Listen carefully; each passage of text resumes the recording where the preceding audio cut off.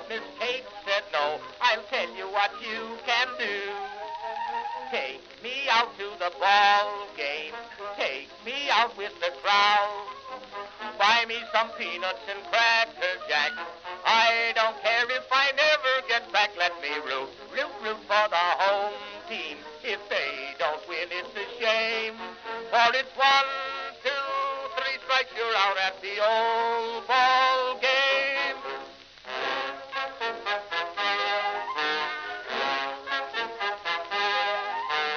Katie Casey saw all the games, knew the players by their first names, told the umpire he was wrong all along, good and strong. When the score was just 2-2, Katie Casey knew what to do. Just to cheer up the boys she knew, she made the gang sing this song.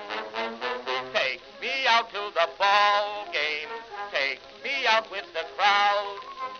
Buy me some peanuts and cracker jack. I don't care if I never get back. Let me root for the home team. If they don't win, it's a shame. For it's 1, 2, 3 strikes, you're out at the old ball game.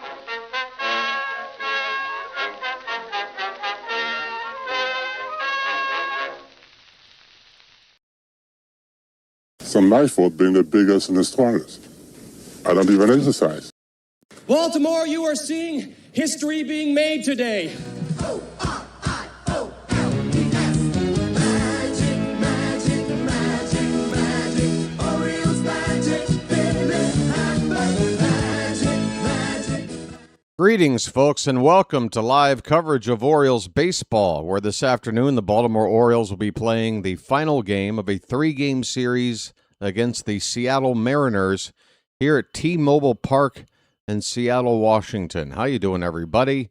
It's your old pal, the BirdWatcher here. People call me BW for short, and that works for me. Folks, how's everyone doing this lovely Thursday afternoon? It is coming up on 3 a.m. over here locally for me, and yeah, sleep deprivation. That's today's theme. Folks, energy level, will it be there? We'll find out. How many innings do I have in me? Folks, we need a 2.5-hour game today, like nobody's business. The Orioles are coming off a nice win last night to even up this series, give us a chance to win it here today. Kyle Bradish pitched lights out. Absolutely fantastic. Pitched into the 8th inning. The first Oriole pitcher to record an out, first starting pitcher to record an out into the 8th inning this season. Career high in strikeouts with 12. His stuff was dancing all over the place. And the Mariner batters were befuddled, folks. It was good-looking stuff. We need to harness that. Get that every 5 days. We'll be in some pretty good shape. Good work from Bradish. Some pretty good offense. Got up to some 10 hits. A good win all the way around. Had a couple of errors on the board, but they weren't too costly. Some ticky-tack errors. One error turned itself into an out, honestly. If the error didn't happen, it would have been a single. But it was an error that turned into an out at third base. That's what I'm talking about, folks. You'll take that error. Anyway, in this finale today, it's going to be a pitching matchup of a couple of good right-handers. Shane Baz for the Orioles and Bryan Woo for the Mariners. Yesterday, I checked the probable pitcher listings in the middle of the stream, and I let you guys know that Woo was no longer announced, and that space was open. Well, it's Bryan Woo, so sorry for the scare. If you're expecting to not have to face Woo, I was hoping maybe it would be just some AAA call-up guy or a bullpen game or something. But Bryan Woo on the mound. Shane Baz with a record of 4-6, a 4.06 ERA, while Woo is 5-5 with a 4.28 So Baz with the lower ERA. However, Woo with a much better whip at 1.04 to Baz's 1.39. Both have pitched precisely 82 innings, so very easy to compare. Baz has given up 82 hits to Woo's 70. Woo has also struck out more guys, 79 to 67. He's also walked less than half. Baz 32 walks, Woo 15. The only area where Baz is doing better is in the home run ball department. He's given up one less. Woo has given up 9. Baz has given up 8. Otherwise, yeah. I think Baz should feel pretty fortunate to have a lower ERA than Woo, because just about every other statistic is in Woo's favor here, if not a pretty much a virtual tie. Your starting lineups, folks, for the Orioles. What? Huh? Oh, boy. We'll look into that in a minute. For the Orioles, leading off and playing left field is Taylor Ward. Gunnar Henderson will be at shortstop batting second. Adley Rutschman, the DH, hitting third. Pete Alonso, your cleanup hitter at first base. Samuel Basayo will do the catching today. He'll bat fifth. Leody Taveras is in right field hitting sixth. Colton Cowser, who dropped out of the lineup last night, back in there at center field hitting seventh. Blaze Alexander, who's red hot, average up to 310 now with another multi-hit game yesterday. He'll hit eighth and play third base, and Jackson Holiday rounds it out at second base, batting ninth. For the Mariners, in the middle of the ball game yesterday, Julio Rodriguez left, and nobody knew exactly why. Come to find out after the ball game, it's a hamstring issue. He's day-to-day. He's not in the lineup today. Josh Naylor, however, who was day-to-day, is back in there. And here's how this Mariner lineup looks. It's J.P. Crawford leading off and playing third base. Cal Raleigh will DH today, bat second. Josh Naylor again back in the lineup, hitting third and playing first base. Dominic Canzone, who's also very hot for Seattle, he's in right field and batting fourth. Cole Young, who had a home run yesterday, will bat fifth and play second base. Colt Emerson at shortstop hitting sixth. Mitch Garver will do the catching and bat seventh. Victor Robles, the center fielder, hitting eighth. And Miles Mastroboni, who we saw for the first couple of games at first base, is in left field this afternoon. Folks, the Orioles come in with a record of 35-40, 5 games under 500. A couple of games out of the wild card spot. 11.5 out of first place in the American League East. Can't really think about catching up to the top of the division at this stage. Right now, worrying about getting to 500 and trying to get into a wild card position and stay there. 11.5 games back, and we are still 4 games up now on Boston. They've lost 3 in a row. Meanwhile, the Blue Jays and the Red Sox already well into their ball game. In fact, it's in the bottom of the ninth right now, and Toronto is 2 outs away from securing a 4-3 win. Boston's up to bat right now with 1 out, nobody on, in the bottom of the ninth, down 4-3. Kind of rooting for Boston to get that comeback so we can perhaps give ourselves an opportunity to catch Toronto for third place today. Oh, we're 1.5 back. All right. Well, a chance to get to within half a game anyway. Well, now there's only 1 out left. Boston, 1 out left, down a run, nobody on base. Let's see. What else? This game is going to be played in perfect, controlled climate weather with 72 degrees, the game time temperature. Home plate umpire today is Tyler Jones, Clint Vondrack at first, Adam Hamari at second. Todd Tickner, who was the home plate umpire yesterday, will take third. All right, folks. This game should be getting going here, and wow, we still have 10 minutes. I don't know what else to talk about. I could have slept for an extra 5 minutes and gotten all that information in. Well, I can look over at Rock Kabatko's latest write-up and give you some notes from him. Since the beginning of May, Blaze Alexander is batting .410 with a .451 on base and a .588 slug. Folks, that's an OPS over 1,000 from Blaze since the start of the month. Adley Rutschman. That doesn't, who cares? Let's see. On May the 9th, Shane Baz's ERA was 5.48, and he's allowed 10 earned runs over this next 6 starts coming into today. That's over 37 2/3 innings. So 6 starts ago, an ERA of about 5.5, and he's got it all the way down to just a hair over 4. So Baz been on a pretty good run, and we're hoping for more today with him. In his only career start against Seattle, Baz tossed 6 scoreless innings while a member of the Tampa Bay Rays in 2025. Meanwhile, Bryan Woo had trouble in his last start against Baltimore, where he allowed 7 runs and 7 hits over 5 innings. Colton Cowser and Pete Alonso both homered in that game off of Woo.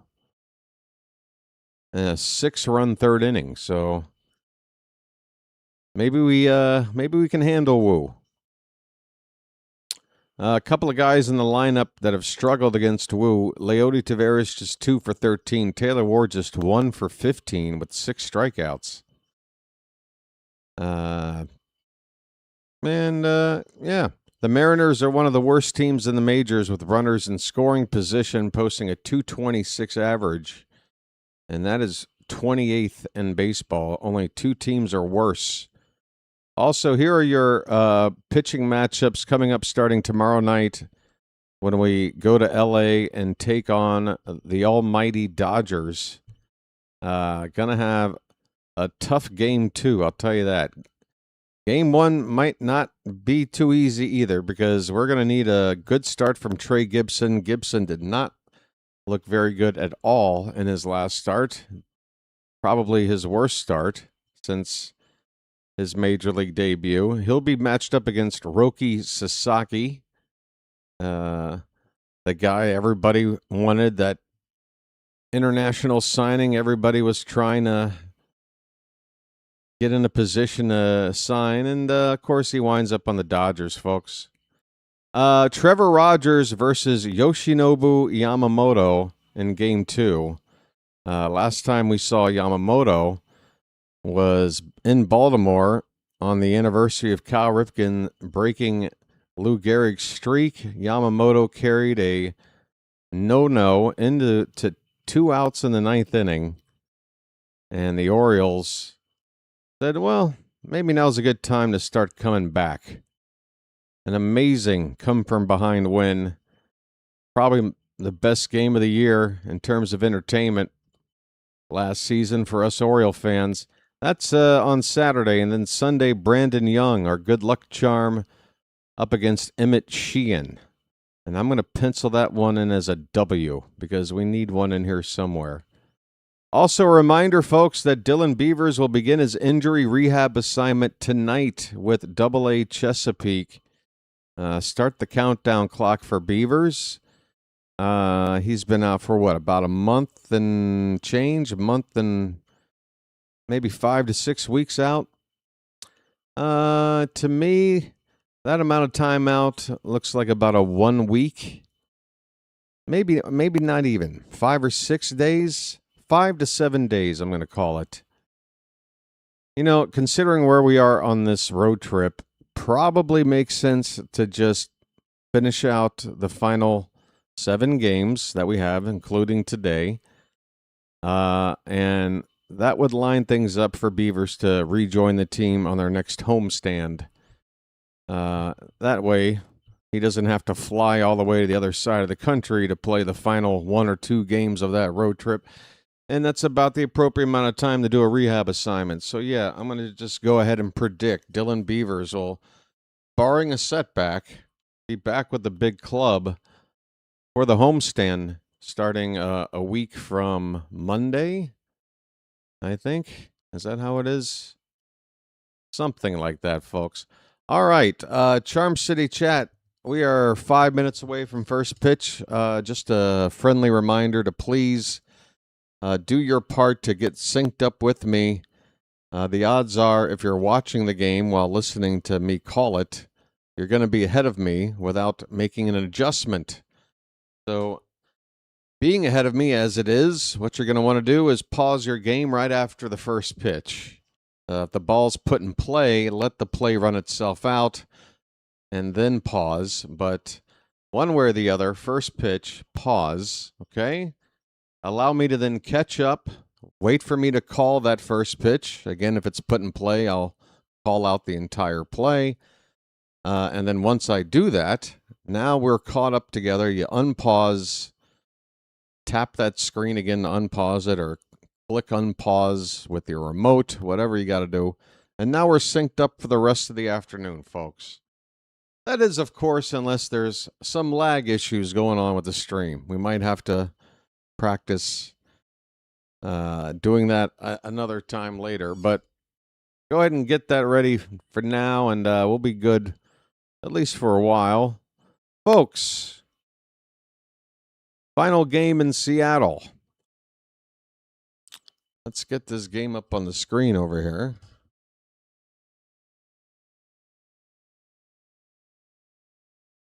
Oh, is Derek here? Hello, Charm City Chat. Where's Derek? I got a little something I was working on there for you yesterday, buddy. I don't see you here. I told you, give me till the next game. I'll hook you up with your lover boy request. Oh, I can't wait to talk about it. I went and found this Loverboy song on YouTube. It was the official music video. This song came out in 1985. Title track off album of the same name. I got to tell you, folks, I've seen a lot of cringe 80s music videos, especially with those like arena rock bands that are guys like pushing 40 with thinning hair, but it's growing out anyway, and mom jeans and way too tight t-shirts, and just a video that deserves all kinds of roasting. So Derek, if you're ever back, I will fulfill your request and hum you a few bars of your favorite Loving Every Minute of It song, but it will come at a cost, and you'll have to be sure to agree to this. A mutual understanding. I sing a few bars.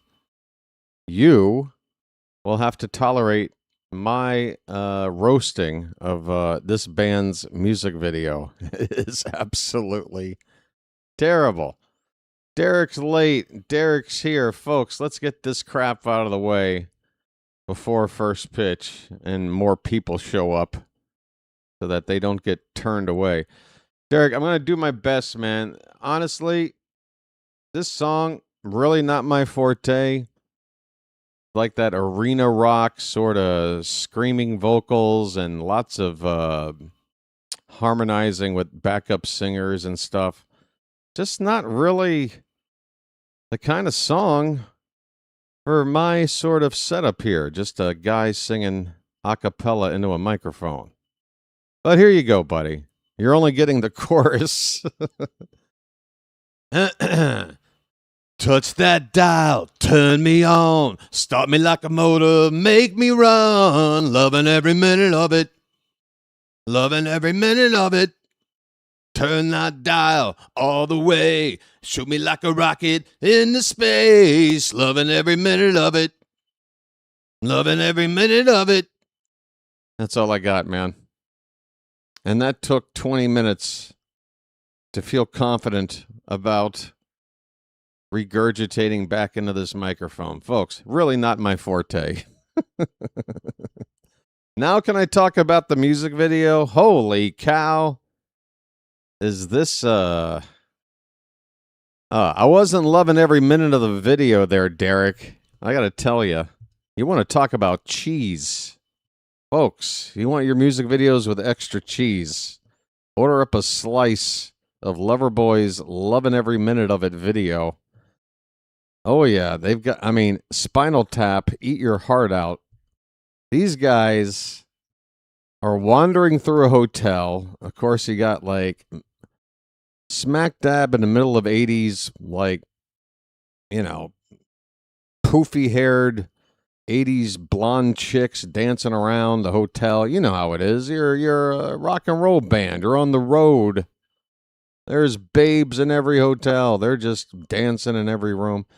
You got these different band members in their own different rooms. The drummer guy's got a drummer room. The guitar guy's got some kind of guitar repair shop in his hotel room. He's lured into the party by the lead singer guy who's wearing a way too tight shirt. Everybody's hair is thinning out. It's so bad. They're on the stage. Those stage lights are just like burning through their scalps. You can like see through the poofy hair that's been poofed up to cover up the male pattern baldness. It's fantastic. The jeans, oh my. Never seen a fit quite like them.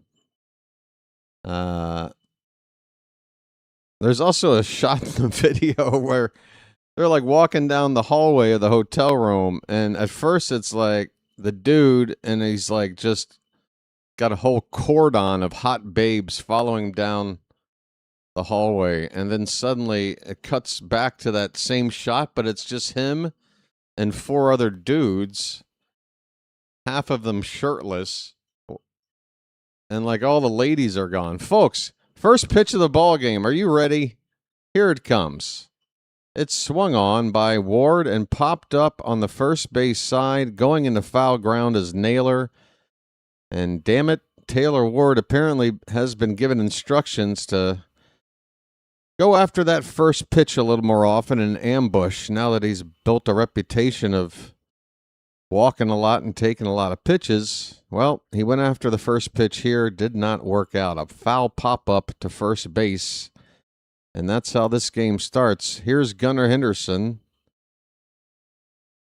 2-run homer in the ball game to start the scoring last night for the Orioles. Looks at a called strike from Woo. 96 on the gas. I was not loving every minute of that video, Derek, I got to tell you.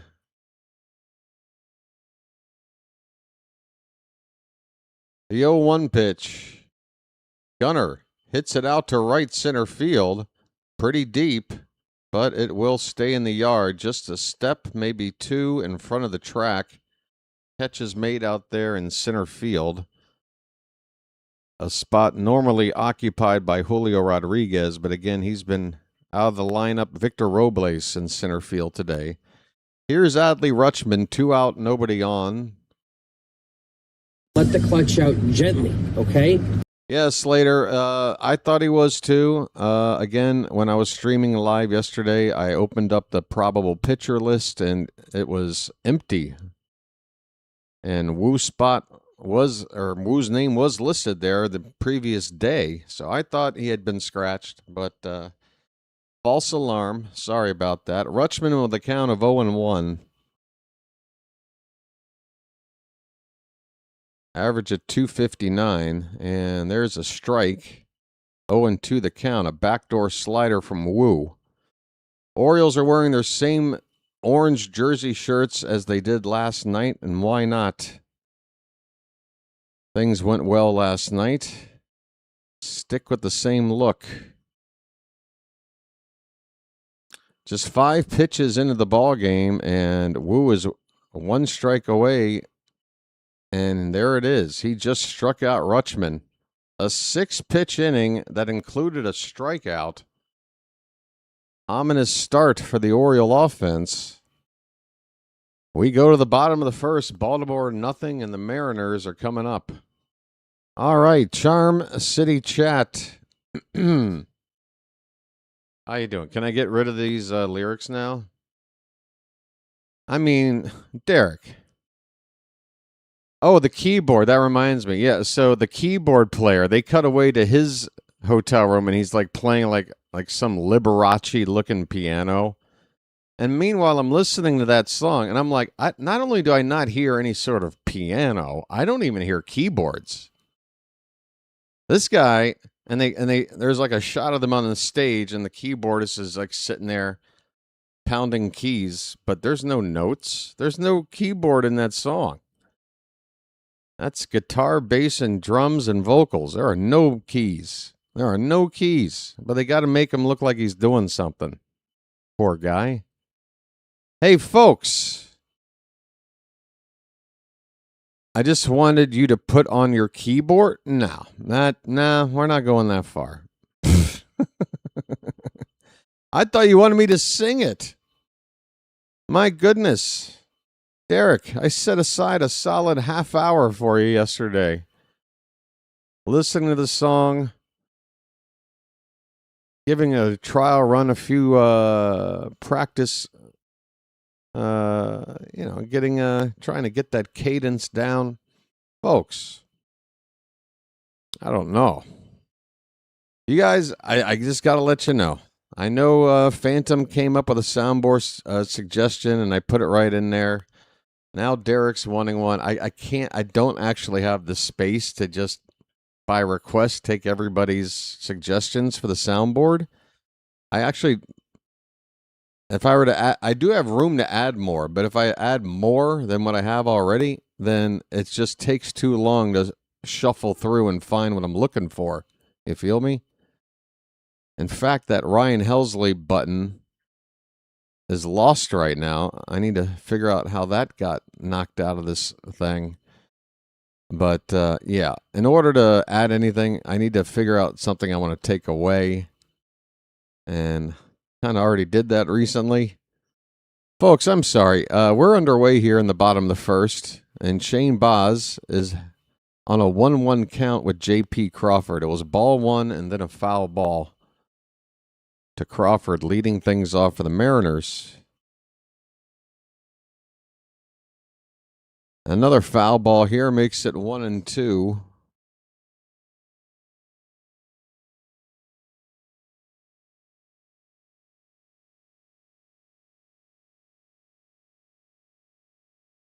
So don't be too disappointed there, Derek. I, in good faith, did what I thought you wanted me to do. Here's a ground ball to third base, playing basically at shortstop. Blaze Alexander will throw out Crawford. One away.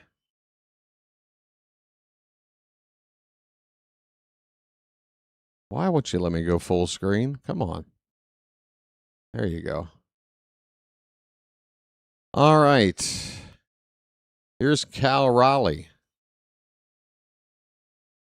Hitting just 168 after a near MVP season last year. And he went around on the first pitch. A knuckle curve from Baz. 7 home runs for Raleigh, 20 RBI. 2 for 6 so far in this series.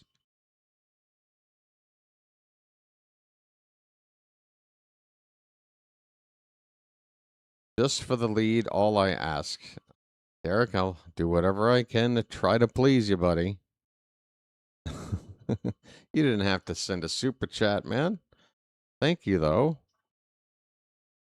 Derek says you're a man of your word, and I thank you. I am.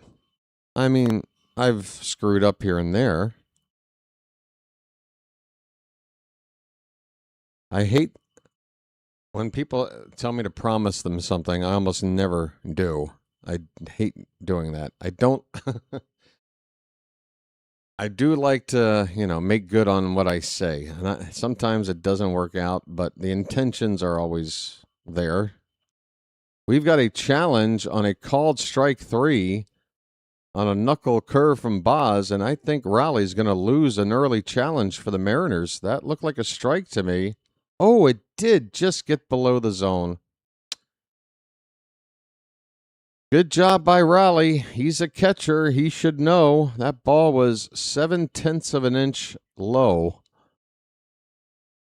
And on the replay, it definitely was low. Not sure why I thought it was a strike first time around. So Raleigh's at-bat continues with a count of 2-2. 1 out, nobody on in the bottom of the first.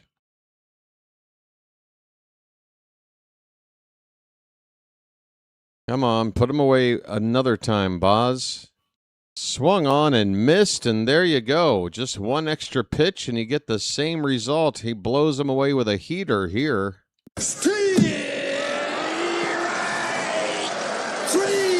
Well, y'all come back now, you hear? Thanks again, Derek, for that super chat. Here's my friend Sly to say thanks. And I want to thank you very much for that.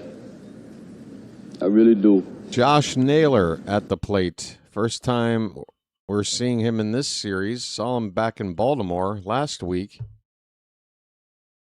Hitting .253. He takes ball 1. You know, the Orioles challenging now? They are. The Orioles challenged that first pitch, and they have got it right. Folks, apparently there has been a memo sent out to Oriole catchers to challenge more often. Rutschman did it early yesterday to good effect, and Sammy gets it right here. It's 0-1. Next pitch to Naylor, a changeup low, 1 ball, 1 strike. Hey, Fitzy's here. Folks, Fitzy very sheepishly just says, hi. Hi. Come on, Fitzy. Your fingers are still working fine, aren't they? Sorry, Charm City chat. Sorry. Everybody here has been thinking about you, Fitz, as you can see, myself included. Good to see you, buddy. I'm still going to roast you. That's not going to change. This ball's hit out to right center field, and it's going to get down for a hit. And trouble out there, but Naylor not running hard and not too fast of a runner. Usually a smart base runner. This guy swiped 30 bases last year. But Taveras tried to barehand this ball for some reason on the bounce out there in right field. It got by him, but not so far for Naylor to take an extra base. So Naylor with a 2-out double. And here's Dominic Canzone. And folks, with that first base open, I would not be throwing anything in the zone to Canzone. This guy's been absolutely red hot. 7-game hit streak at the moment, hitting .391 in that time with 3 homers, 6 RBI. And again, I had a stat yesterday that said he had the highest slugging percentage in all of baseball over his last 19 games. Well, he had another home run last night, so I'm going to go out on the limb and say that is still true after the last 20 games. Be careful with this guy. It's 2-0 on Canzone. And the pitch breaks off the plate outside, 3-0, and it doesn't look like Baz has any interest in throwing Canzone a strike, and I don't mind it. I don't. Again, this lineup has been weakened today with the loss of Julio Rodriguez. Cole Young is on deck, and that is ball 4, which might have actually been a strike at the top of the zone, borderline pitch. In fact, we would have probably gotten help from the robot on that, but it was very close, and we already used challenge in that at-bat, right? Or the previous at-bat. Close call. Okay, so base was open. It's been filled with Canzone getting the free pass. First and second, 2 down. And now you got to go after Cole Young. First pitch to Young is outside. Young also homered last night. Back-to-back pitches. First 2 pitches after returning from injury from Ryan Helsley in the ninth inning. Both left the yard. That's an opposite field base hit down the left field line into the corner. Naylor will come around to score. Ward throws it toward third. It's cut off. It's an RBI double. And the Mariners have taken a 1-0 lead here in the first off of Baz. This pitch left up. In fact, it was above the belt. It was a bit of a late swing, and Young, with that late swing, took it the other way and kept it just fair down the left field line. 1-0 Seattle in the first, and now a much more stressful situation here with second and third, 2 down. A base hit would really be a backbreaker here. We need to get this third out. Colt Emerson is the hitter. And the first pitch to him is a knuckle curve that stays outside for ball 1. Baz up to 20 pitches here in the first already. We need to get out of this quick. The 1-0. Hit into right field, a base hit on the ground, and 1 run is in. The second run behind him. Play at the plate is late, and there's your backbreaker, folks. That hurts. The Mariners, a 2-out rally here, have put up 3 runs on the board.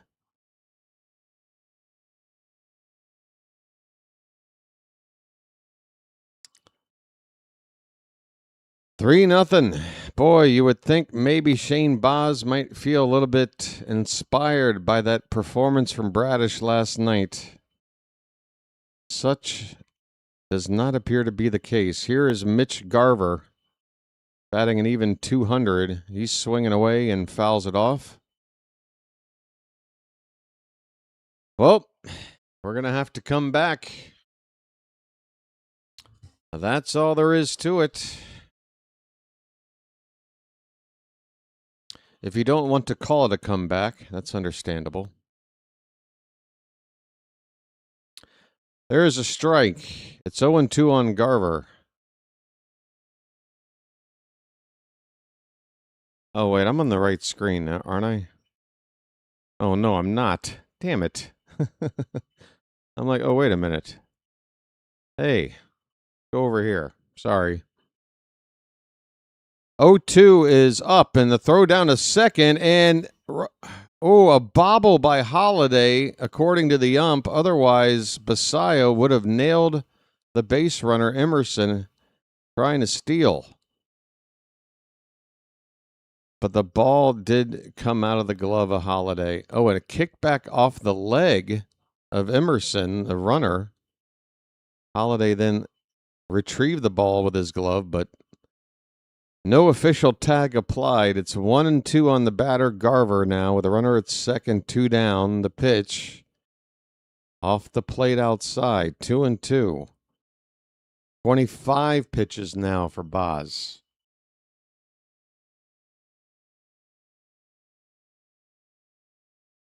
Deliver us from this inning, please. 2 balls, 2 strikes, 2 out. The pitch. And that's outside. They check his swing, or they appeal his check swing, and he didn't go. Full count.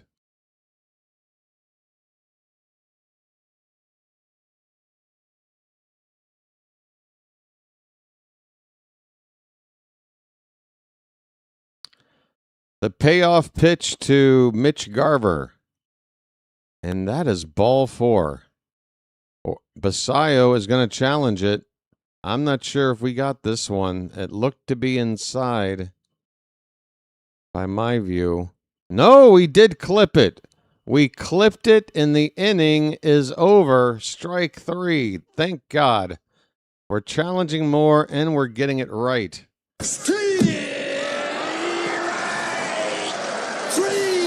Well, y'all come back now, you hear? Well, the Orioles appear to have figured out how to challenge better after, first week of the season. They seem to know exactly how to handle this new system. And then something went awry for a couple of months. But bad news is the Orioles give up 3 runs here in the first. But the bright side is there's 8 more innings of baseball to go. Folks, we go to the second inning. It's the Mariners 3, the Orioles nothing. It'll be the middle of the order up for Baltimore right there on your screen. Folks, I don't think I've done the usual hello in the Charm City chat to the folks who have piped up in the chat today. Alan is here, George, Anita, Gary. It's Ding Dong, Shante, Michael, David in France, old buddy, old pal, Big J52, Warren Boom, user dash VN6 FZ6 MY4Q. Man, that's catchy. Who else? Edward Cantor, Ronald Duffney, hello, Slater's here, Derek, of course, Scott says, hey, BW, did you hear about the minor league team from York having to forfeit after refusing to play because of having to wear Pride uniforms, forfeited to the Blue Crabs? Wow. Well, that's quite the hill to die on. I guess they don't like the colors. Folks, Pete Alonso will lead off for the Orioles. First pitch is in there for a strike. Well, some things just happen too soon for people. I'm sure there are some folks that didn't want to wear Jackie Robinson's number when that rolled around at the beginning. Now everybody's cool with it, right? I hope so. Pete Alonso with a count of 0-2. Bryan Woo only had to throw, 8 pitches in that first inning? Ahead 0-2 to the leadoff man here. We got to make him work harder than this. Here comes that 0-2 to Alonso outside. 1 ball, 2 strikes. Coach Sterling is here. Chowalor, Thomas and Friends, which is not the same as Fitzy. There's Fitz. Did Fitz ever follow up with more than just hi? Come on, Fitz. Playing hard to get with me or what? Froggy's here. Phantom is here. Janet is here. The mod trifecta. Oh, there's Fitzy. Thanks, chat. I'm doing okay. All right, I see you, buddy. Here's the pitch to Alonso on 2-2, and that's called strike 3, and that looked to be outside. Is Alonso challenging? It looks like he is. He's still standing at first, and he's wrong. Standing at first, standing at the plate. Oh, no, he's right. It's a ball. What am I saying? The ball. I keep thinking it's the pitching or catching doing the challenging. We won a ball there, of course. So now it's 3-2 on Alonso instead of strike 3. Here comes the payoff pitch. And now it is strike 3. Alonso swings and misses. And there's your first out in the second. Well, at least he made Woo throw 1 more pitch. Oriole fan is here. Aren't we all, though? And Bartman is here. Hopefully it's everybody. Here is Basayo. Swing and a miss. 0-1 on Sammy. Bartman, you're sad? Oh, don't be sad.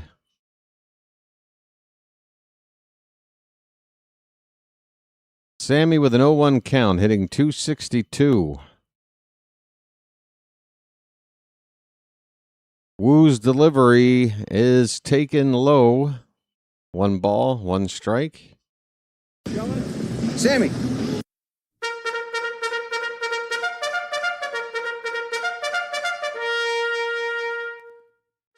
Ten homers and 30 RBI for Sammy. The pitch, he goes after a sweeper that broke below the zone. He fouls it off. 1-2 to Sammy B. Nice looking crowd here on a weekday late afternoon. Well, I guess it's early afternoon out west. Oh, Sammy just chased one neck high and strikes out. Ouch. Sammy looked like he was looked like me playing the show on that swing. Just way too committed too soon. And Sammy looking to break his bat after that swing. Buddy, stop it. What are you doing? He wound up not even breaking it, but it looked like he tried to purposefully just break his bat in his hands, but not a good look, Sammy. All right, 2 down for Taveras. He takes ball 1. Oh, come on, let's dance.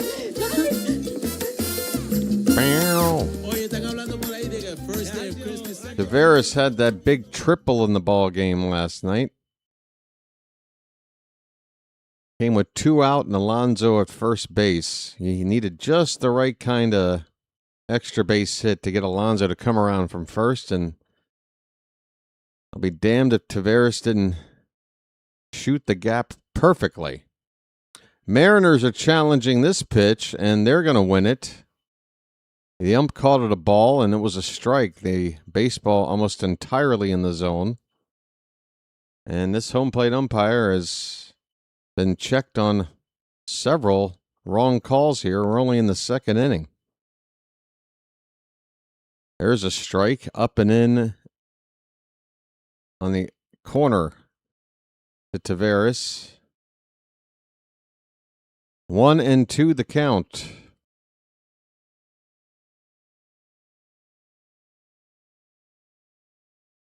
The pitch. It's fouled off to the right.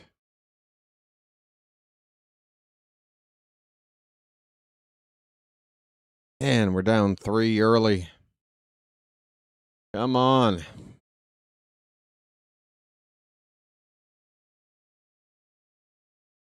One and 2 to Taveras. Base is empty, 2 down.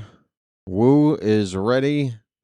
He rocks, he deals, and a swing and a miss on a sweeper breaking below the zone. The inning is over. A couple of strikeouts for Woo. He's got 4 through 2 innings on just 21 pitches. No hits and no walks. Folks, first 6 batter for Baltimore have not sniffed a positive result against Bryan Woo. He's looking like Bradish looked yesterday, if not better, honestly. We're going to need him to slip up or try a new approach. Otherwise, it's going to be like this for another 5 or 6 innings, folks. Come on.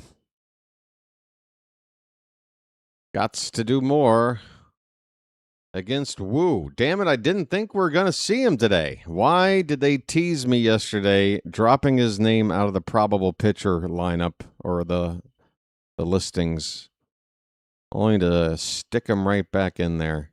Folks, that's teasing. Don't tease me. All right, can I get rid of these lyrics? Turn that dial all the way. Shoot me like a rocket into space. Loving every minute of it. Oh, folks. Maybe I can find a screenshot of this music video. Oh, it's going to make you cringe. These guys look extremely middle-aged Canadian and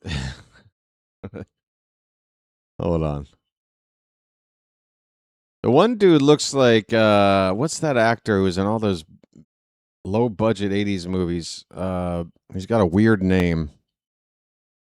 Oh, what's his name? I'm really a connoisseur of bad movies. Oh, what's that guy's name? It's gonna bother me all day if I keep thinking about it. Oh, is this him today? Oh, he's rocking a bandana on his surely bald head.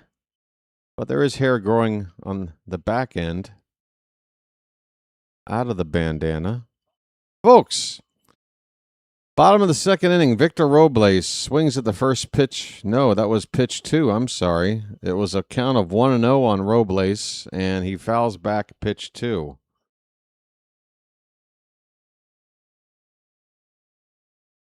Engelbert Humperdinck. Line drive, base hit into left field.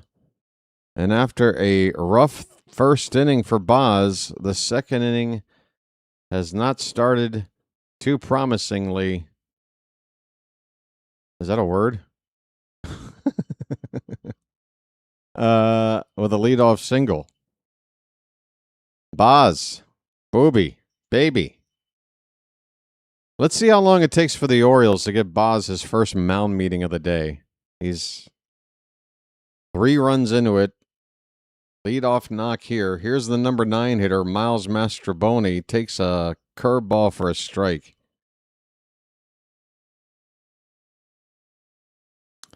Doot doot doot doot doot.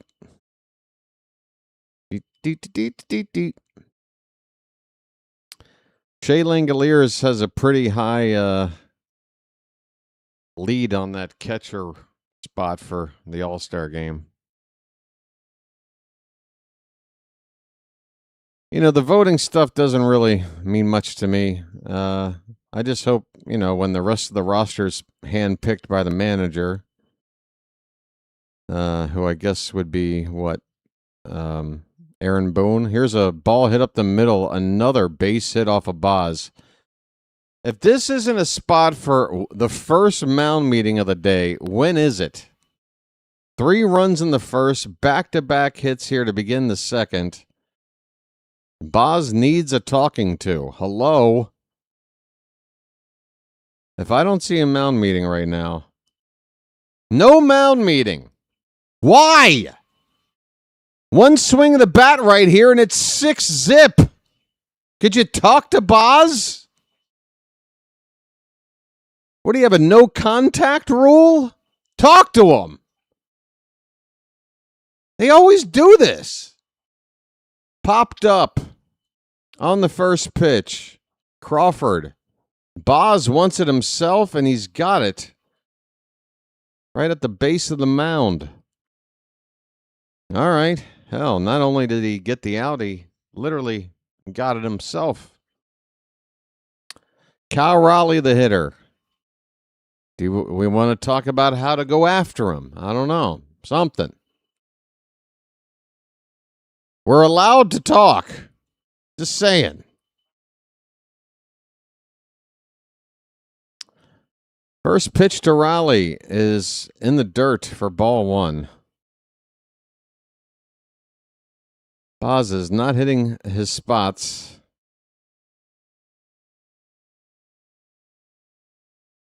And not getting ahead of hitters. The 1-0 to Raleigh is up and away, 2-0.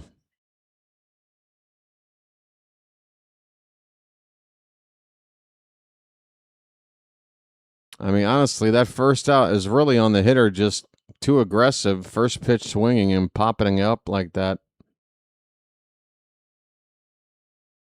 2-0 pitch. Ball 3. Throw down to second base to Robles, who's off the bag. He does get back there, but a nice attempt by Basayo. Good, strong, accurate throw down to second. We've tried that move about 50 times this year. I think it's worked once. Either 0 or once. Timeout asked for by Raleigh with a 3-0 count. 3-0 the count, by the way. He's one pitch away from loading the bases.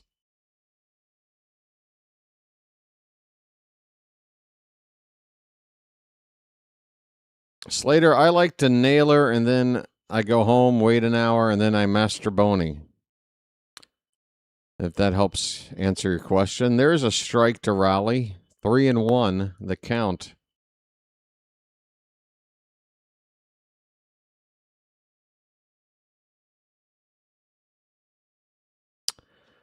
The 3-1 pitch. Right in there for strike 2. So after 3-0, we've got the count full. This is the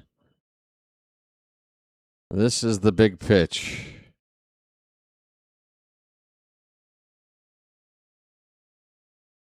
First and second, one down, a 3-2 count on Cal Raleigh. 39th pitch of the day from Baz. Here it is, and a swing and a miss. There it is, a knuckle curve. Had Raleigh not swung, it was in the zone anyway. A strike 3 either way, folks. Well, y'all come back now, you hear? All right, Josh Naylor. With Canzone on deck. Got to go after Naylor. First pitch is up and away for ball 1, not close. I mean, even if it's just to say, hey, Baz, you've thrown 20 pitches in the inning. Why don't we just give you a couple of minutes to get a breather while we come out and chat? 1-0 pitch. Breaking ball hit out to left. This could get us out of the inning. Ward running into foul ground makes the catch on the run, and the inning is over. So Baz does get out of his own jam without the benefit of a mound visit. Maybe I'm blowing things out of proportion. I don't know. But it wouldn't have hurt. I can tell you that. We go to the third inning. It's the Mariners 3 and the Orioles nothing yet. All right. It's a final. The Blue Jays beat the Red Sox 4-3. 2 games on right now. Guardians up 4-2 on the Brewers, and the Mariners, the Twins. How did I come up with the Mariners? The Twins have a 7-2 lead on the Rangers. That's in the top of the 7th. Lots of baseball coming up later, but the first of those games don't start for another couple of hours. We will probably be done by then.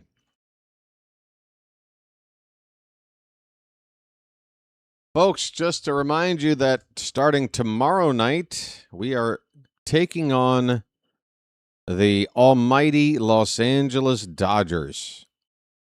And the first 2 games here on Friday and Saturday night, they are the latest start times you're going to see all season, folks.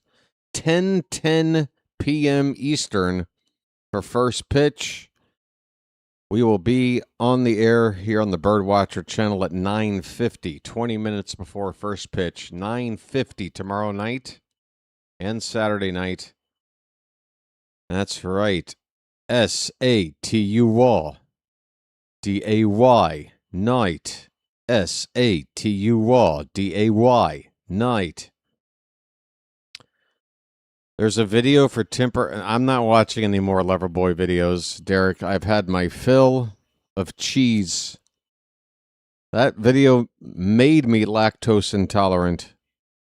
I can no longer enjoy cheese. I'm all fill up. All right, folks. Colton Cowser looks at a called strike as Woo hits a fastball on the outside edge. Woo is wearing some special custom shoes made by some kids. There's more to that, but that's the basic story that I heard in the pregame show. The Mariner broadcast is showing off his shoes right now. Folks, it's 0-2 on Cowser. Saturday night is on MLB Network. Of course it is. It's the frickin' Dodgers. I'm telling you, MLB Network looks at teams like ours and goes, all right, well, when are they playing the Dodgers? We'll get in an Oriole game this year. Swing and a miss. Cowser chased one that was letter high, if not higher. Bryan Woo is just sending us back to the dugout with squadouche, one batter after the next. If there's anybody who's going to break up the monotony here, it's Blaze Alexander. He's up with a .310 batting average right now and finding his hits all over the place. First pitch, taken upstairs for ball one. I do believe I'm on fire. Woo has struck out the last 5 batters straight. Blaze, I know, is going to end that streak. He's going to make some contact. Come on, buddy. 1-0 pitch. That's hit out toward right. It's slicing into the crowd. Foul.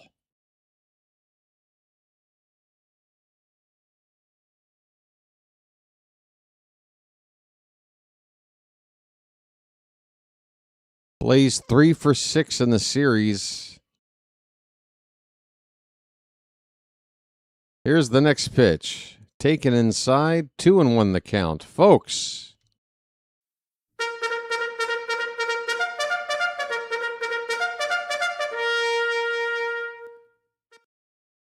Hey, get ready, because starting tomorrow, we're spending a week in the greater Los Angeles area. Here's a hard hit ball. Nice stop at third by J.P. Crawford. He gets up and throws out Blaze Alexander. Well, Blaze certainly hit the ball better than anyone has today. He did make contact and broke that 5 straight strikeout run that Woo was on. But it's an out all the same, and the Orioles are still looking for their first base runner here.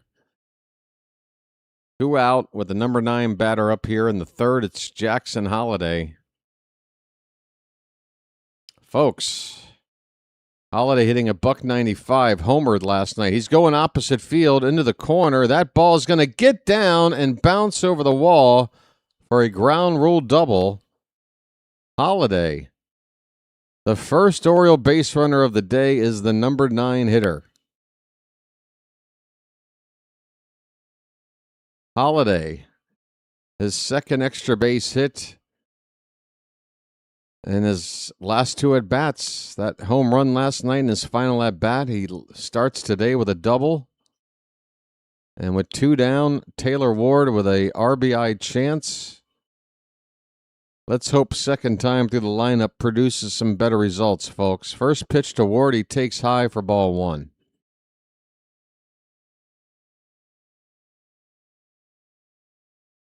Woo has only just thrown his 30th pitch. Ooh, man, Ward's stats against Woo, not pretty. 1 for 16. Fouls off this sweeper. It's 1-1. Taylor?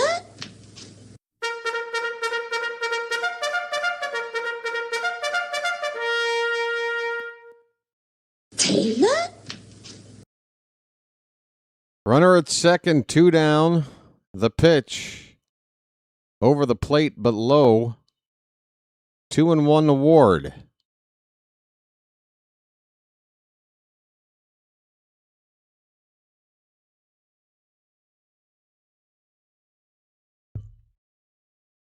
The 2-1 pitch.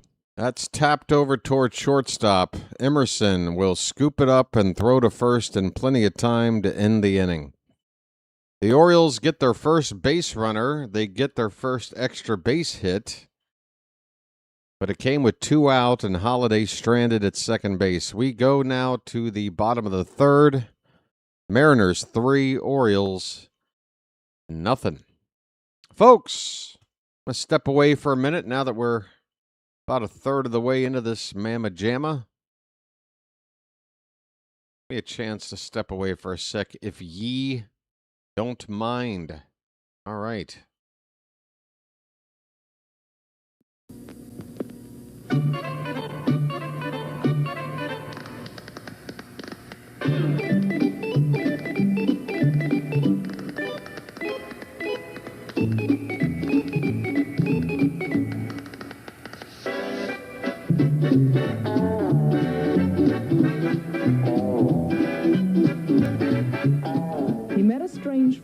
the Chesapeake Bay.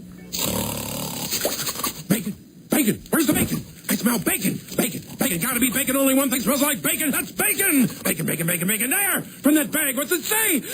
I can't read! Please, please, give me what's in the bag! Chewy, yummy, smoky bacon! There you go.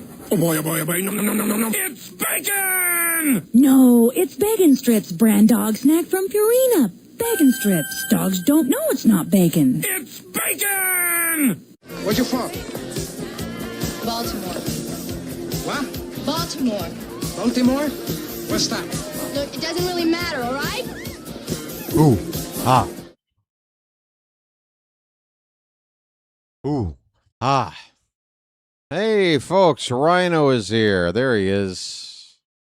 Rhino's going to bombard chat with about 15 comments and then take a hike like yesterday. Folks, Rhino's got a lot to say. He needs to get it all out, and then it's off to greener pastures. How you doing, Rhino? Dominic Canzone leads off for the Mariners in the bottom of the third. First pitch from Baz misses. It's 1-0. Always good to have Rhino here, folks. Let me give him a proper salutation. Yeah! We'll have to wait on that. A comebacker to Baz. He'll underhand flip to first to get the first out. Here you go, buddy.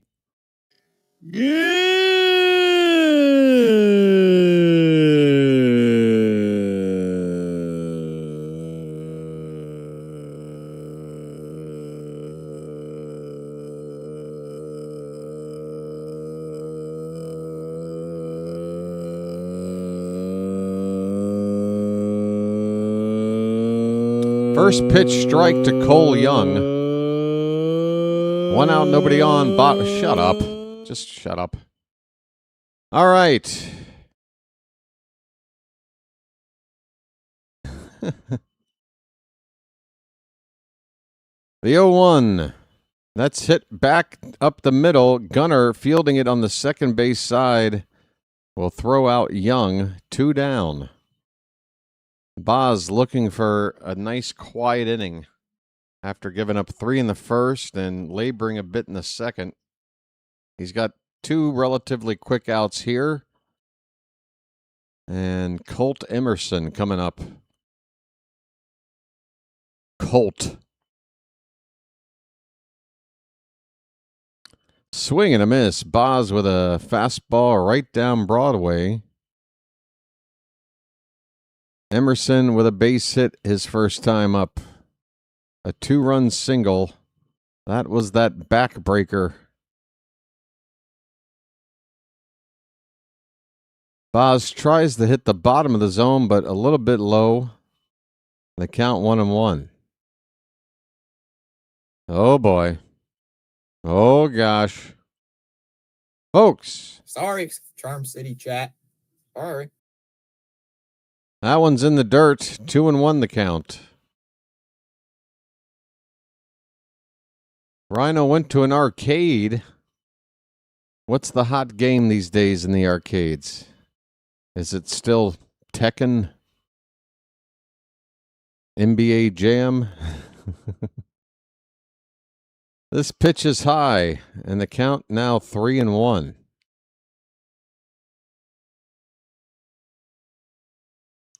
Folks, were you an 80s arcade guy like me?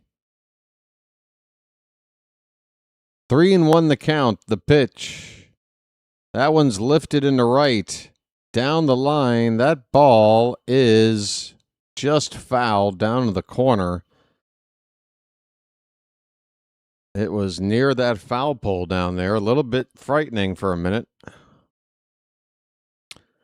Folks, do you remember a certain game that I believe Don Bluth, the animator, the guy that brought you stuff like The Secret of Nim, An American Tale, All Dogs Go to Heaven. He was the anti-Disney animated movie guy. That is called strike 3, and before the umpire even signals with his body it's strike 3, the batter, Emerson, is challenging, and he is quite correct.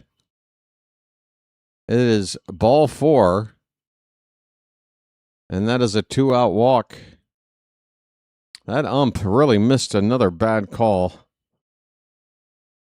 Or I guess that's redundant. He missed another call badly. 2 down with a runner at first for Mitch Garver. Yeah, so Don Bluth, if you know him as an animator. There was a video game out there in the arcades called Dragon's Lair. Anybody remember Dragon's Lair? You want to talk about a vacuum for quarters. What a rip-off of a game. But that thing used to draw a crowd like nobody's business. 0-1. Oh, there's a check on the runner at first. Pretty close. Emerson back in safely. It's 2 out, runner at first. 0-1 on Mitch Garver. You didn't beat Dragon's Lair, you liar.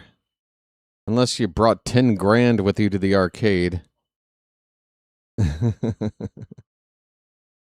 No, but it was such an appealing game at that time because they had all these cutscenes, like actual animated scenes. Like you're playing a movie. Well, that made it cool.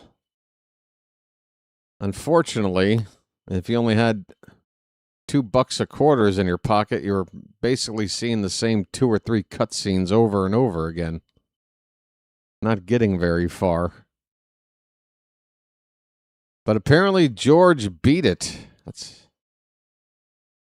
Was it worth it, George? How did you feel after beating Dragon's Lair? 1-2 the count on Garver, folks. 2 down, runner at first. The pitch outside, 2-2.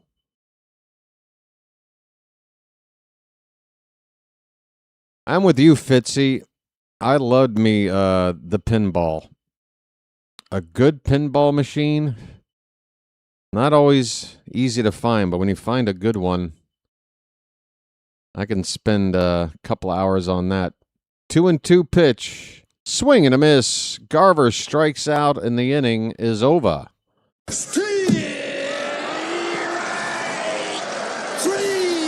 Well, y'all come back now, you hear? Well, y'all come back now, you hear? Terminator pinball. Terminator. Yes. I already remember this. Oh, Taxi had one, yeah.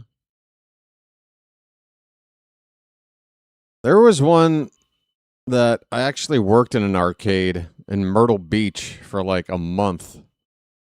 That was back when I was in my teens and probably averaging a new job every 2.5 weeks. But they had a pinball game there called something like Theater of Magic or something like that. House of Magic, Theater of Magic, I think sounds right. I don't know, but it was just a ton of fun. It wasn't based on any sort of intellectual property like a movie or anything. It was just a standalone kind of a pinball game. But man, if you guys ever played that, it was great. Had a lot of fun. Folks. Oh, and the memories of working, you know, when you're at an arcade, right? The attendants, you know, what do? They got to hand out quarters when you need them. But, you know, they got to empty out the machines when they need them or whatever. But then you've got that really fun job of standing behind the prize desk and having, like, these kids come up with their tickets in order to redeem them for some completely crappy-ass prize. Which, you know, typically, you know, a kid would come up with like a dozen tickets and like all they could do is look at like the 1 ticket and 5 ticket options were just like, you know, these like extremely cheap plastic little spiders or I don't know, something you find in a Cracker Jack box. And you'd have these kids sitting there like looking at the selections and like hemming and hawing over what they want. I'm like, dude, whatever you pick is going to wind up on the floor of your minivan in 10 minutes, never to be seen again. Just pick one. Doesn't matter if it's blue or green. Just pick it so I can sneak out the back and smoke a J and get through my shift. Thanks, kid. All right, folks, we're back underway. Gunnar Henderson leads off, and he's got a count of 2 balls, no strikes. Bryan Woo falling behind. Not very often, but he's 2-0 here. And Gunnar goes after the 2-0 pitch, fouls it off. Did I play the claw machine? What's the first thing I got? Chow, I'll have to tell you what the first thing I got was, because I've never gotten anything out of that absolute joke of a machine. Folks, if you're putting money into the claw machine, 2-2 is the count. Gunnar, I guess, with a foul at the plate right there.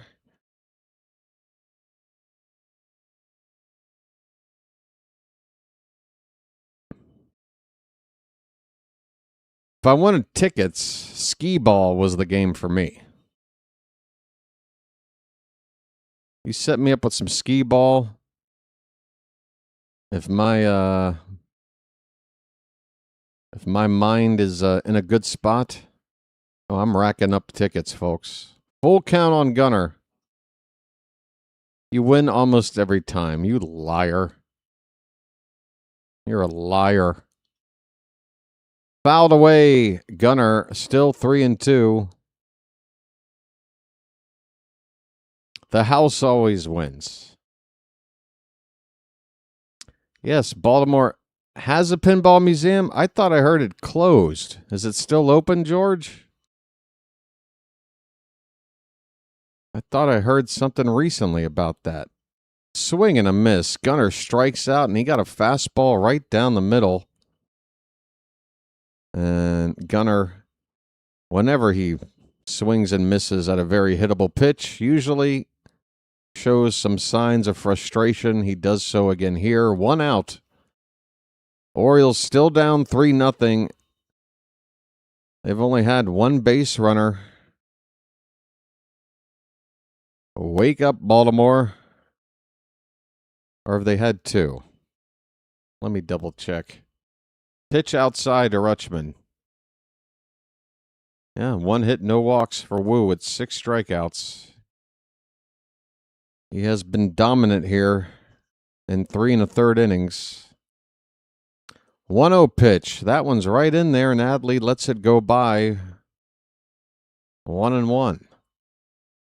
Holy cow, 4-1 Japan over Germany. Oh, I'm so happy for Japan. That is a major upset, especially with a score line like that.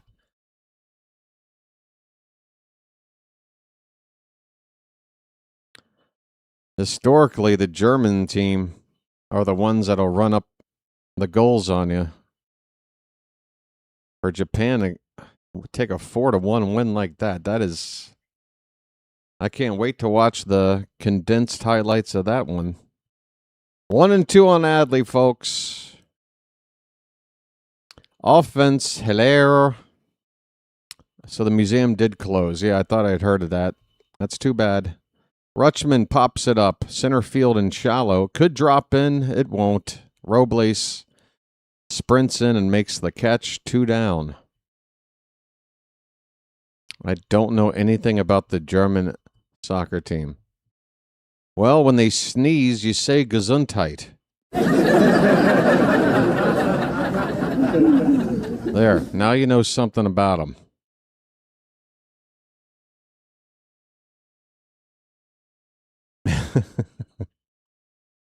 Everybody needs to know at least one thing. Pete Alonso, first pitch low and away. He lays off a sweeper. Folks, the polar bear. A polar bear stirs. I'll take a solo shot with 2 down just to get us on the board here. Come on, Pete. Top of the zone, a sinker from Woo makes it a ball and a strike.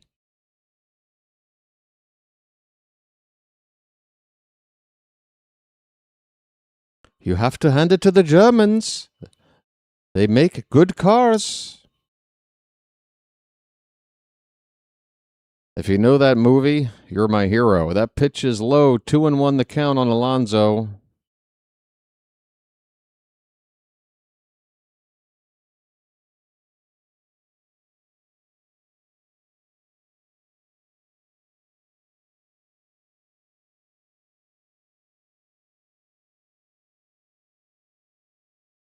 Folks, Woo has a 2-1 count on Alonso. The next pitch is hit hard to third, and Crawford fields it cleanly, throw across the diamond in time, and the Orioles, another nothing doing kind of inning at the plate. One base runner through 4. Yikes. We go to the bottom of the 4th, 3-0 Seattle. Oh, boy. Mariners won by 2 in Game 1. The Orioles won by 2 in yesterday's game. So this truly is a rubber match, and we are losing right now.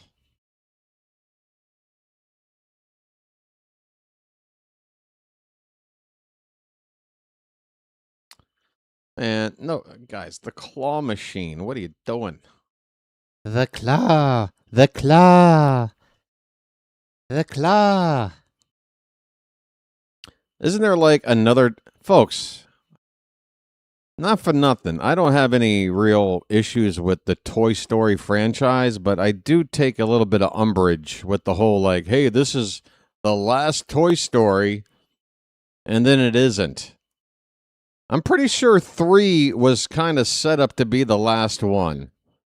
And then they came out with 4. And they're like, "This, okay, this is the one. This is the one now." And now we got 5. I'm starting to not believe that it's ever the last one. I don't like to be jerked around like that. Folks!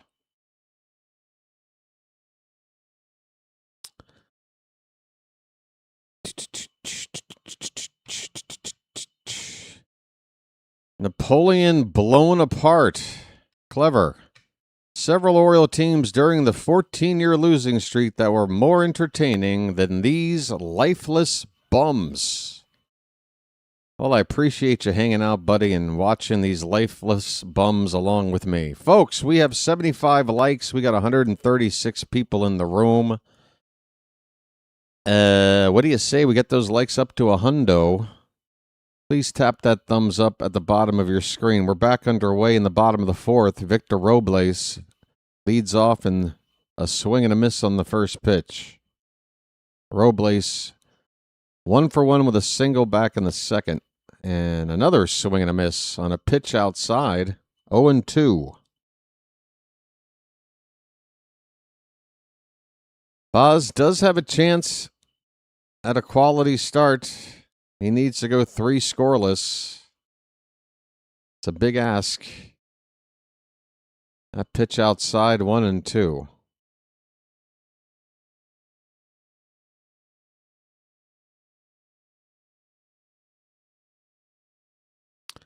Yeah, I've noticed that the search bar for YouTube has changed, with more AI crap getting in my way. Leave me alone. 2-2 on Robles.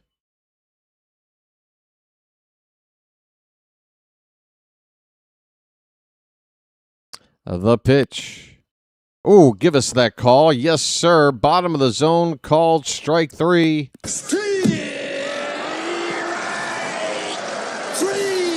Well, y'all come back now, you hear? Oh no, Baz is up to 5. 5 strikeouts now for Shane Baz.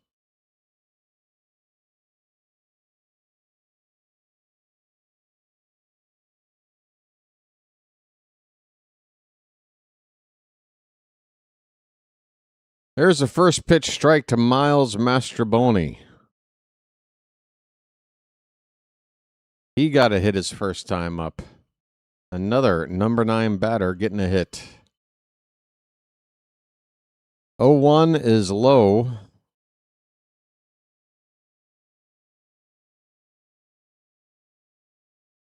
When I click on it, it pops out. Oh, you better see a doctor. Oh, pops out over top of the video I'm watching. When I click on, oh, you're talking about the search?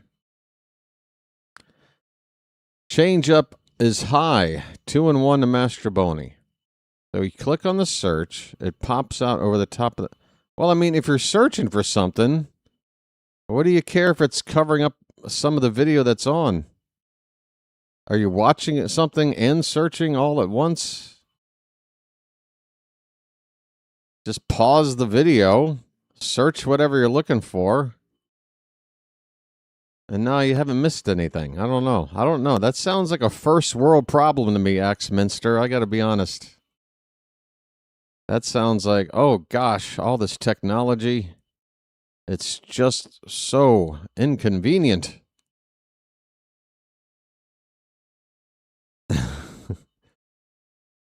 Here's a ball hit in the air, center field, and under it is Cowser. He makes the catch. The inning is over. Shane Baz has settled down, folks. That's 4 innings now, and the last 3 have been goose eggs on the board for the Mariners. We go to the 5th inning, still 3-0 Seattle. Well. All right, I'm going to do a test. All right, I'm opening up a YouTube page. I'm going to play a video. Oh, JJ's on. So I'll play JJ. And then as this is on, I'm going to open up the search.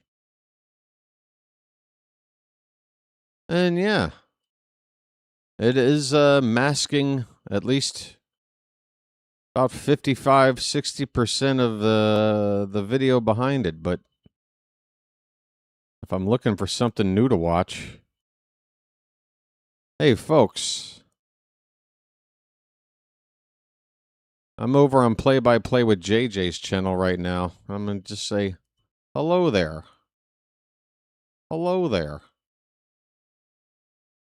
Maybe I should get you guys to come over and raid it with me. Oh, he's in the bottom of the 9th over there. If we're going to do a raid, we'd have to do it lickety-split.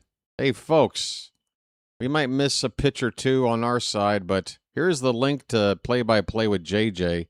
I want to run over there and give him a like and pop in and say, BW raid for JJ. I'm typing it in. Somebody's got to come over and back me up, or else it's going to look sus. BW raid. Yes, sir. Link is right there in the chat right now, folks. Come say hello. I'm in there right now, waiting on the next pitch. There's Rhino. All right, folks. Top of the 5th, Basayo will lead off, and first pitch from Woo is outside, ball 1. Sammy. Looks like the Phillies just won. I'm seeing some celebratory graphics up there for JJ right now. Upstairs to Basayo, 2-0. Sammy.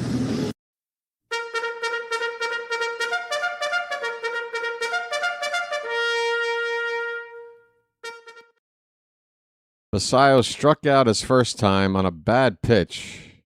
Way, way high. This is a strike on the outside edge. 2-1 on Basayo. JJ, are you acknowledging any of this? We will make sure that we redirect over to him. So I just wanted to make sure that I let you guys know. You're going to say yes, that you want to go on over to his channel, and you're going to leave BW a like.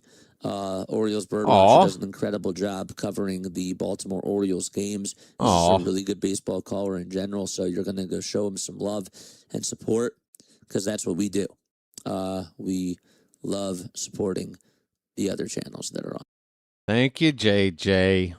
2-2 on Sammy Basayo. The pitch. Up and away. We got a full count, folks.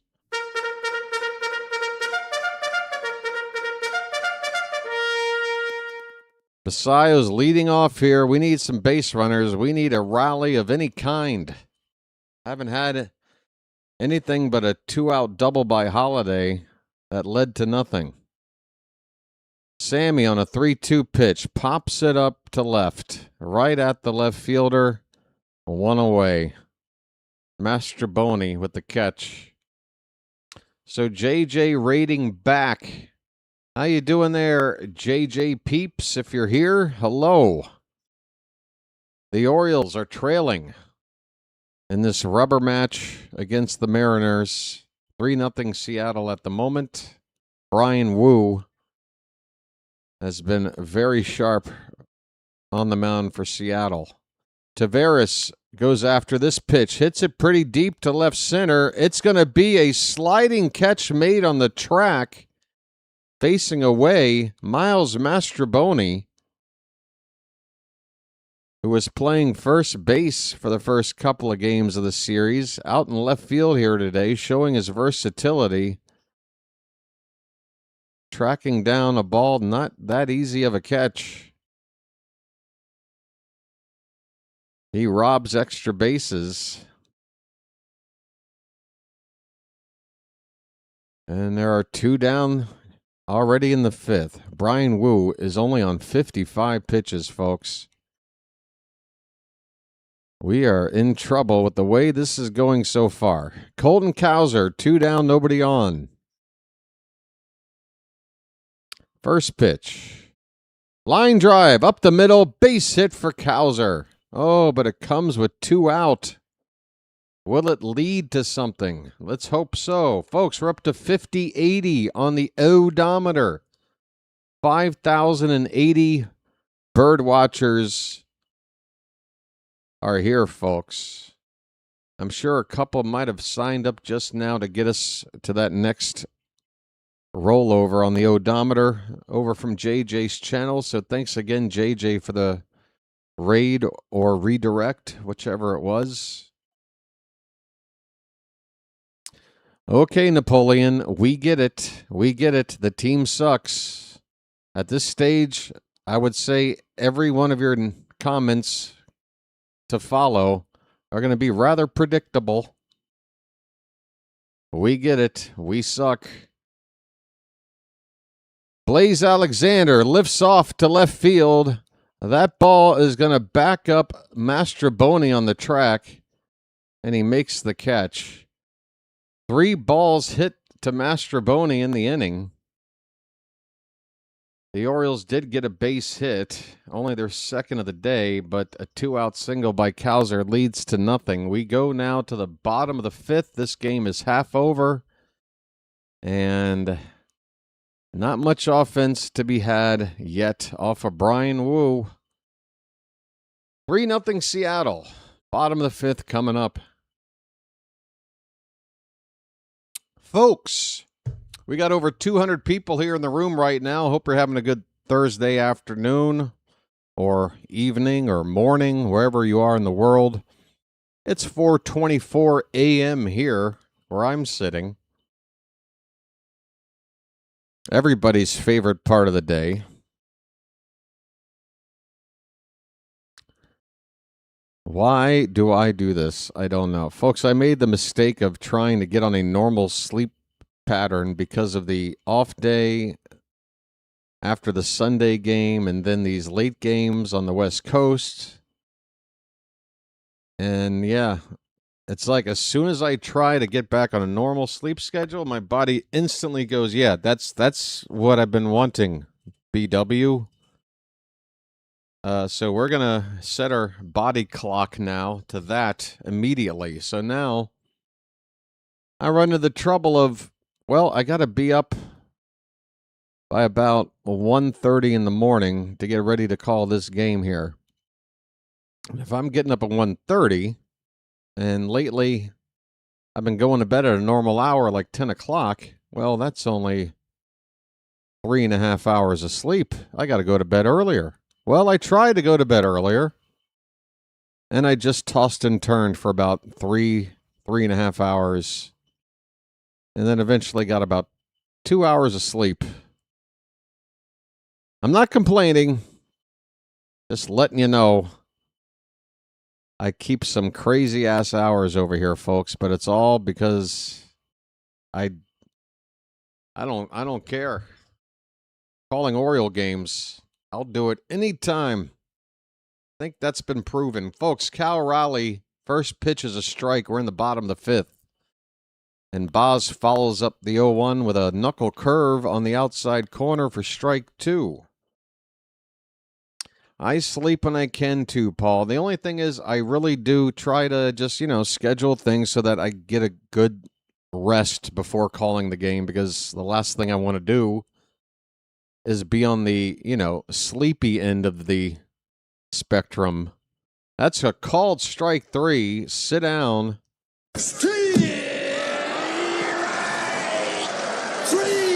Cal Raleigh called strike 3, 1 away in the bottom of the fifth. Well, y'all come back now, you hear? Josh Naylor, the batter. Base hit and a run scored his first time up. Swing and a miss. This is his third time up, though, isn't it? Yeah, he's 1 for 2. Flied out his last time. Baz has really settled down. Naylor has not hit since the second inning, and we're 1 out in the fifth. So he's retired a lot in a row. It feels like he's gone through the entire order without any hiccups. I do a great job. Oh, thank you, Paul. But yeah, honestly, just being real, folks, I pretty much look 2-3 days in advance at what the schedule is going to be like, when I need to be up, and all my decisions are made around making sure that I'm ready to call a game in the best possible situation. This is a ground ball to Gunner.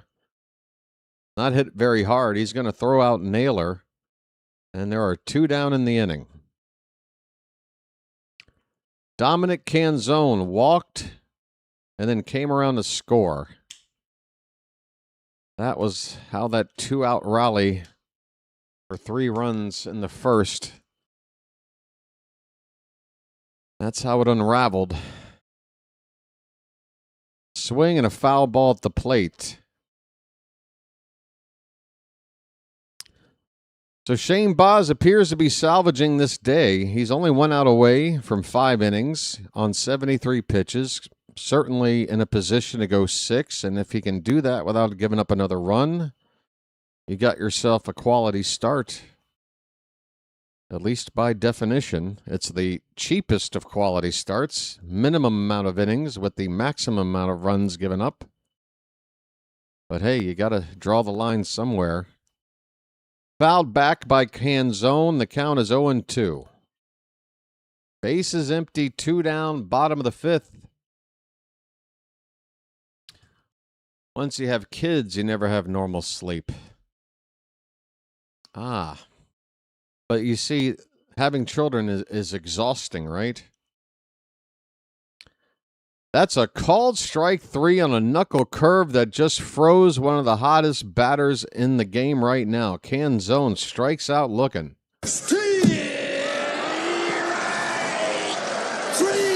Well, y'all come back now, you hear? And Shane Baz has just passed up Bryan Woo in the strikeout department. He has 7. Woo has 6 through 5 innings apiece. On to the 6th we go, folks. Offense, offense, where are you? We've got some work to do now.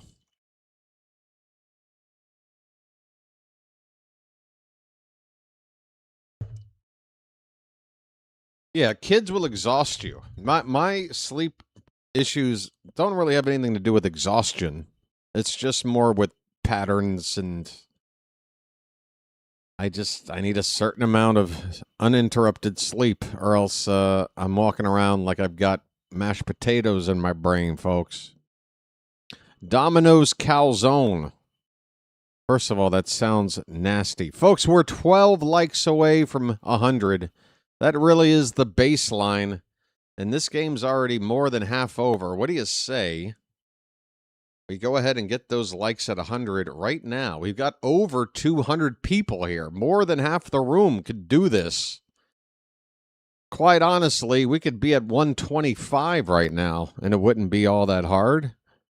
But we got to get to 100, folks. We do this every game. It's part of the channel's health and growth. I'm not trying to annoy you about it. But, hey, it's free content. You hit the thumbs up. We'll call it a deal. We'll call that a deal. 8 likes from 100. Let's go.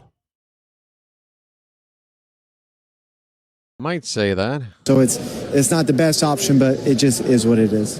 Domino's much better. They've improved in the last... Well, they have a Domino's out here. I've had Thailand Domino's. Here's Jackson Holiday.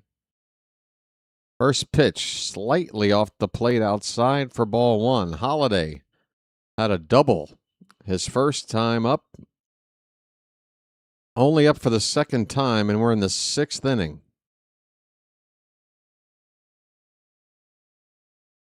The 1-0 fouled back 1-1.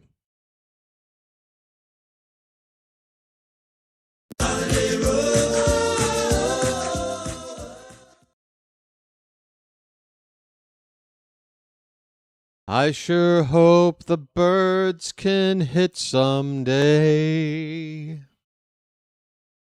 Up the middle, but playing perfectly positioned is Emerson, the shortstop. He will throw out Holiday, 1 down.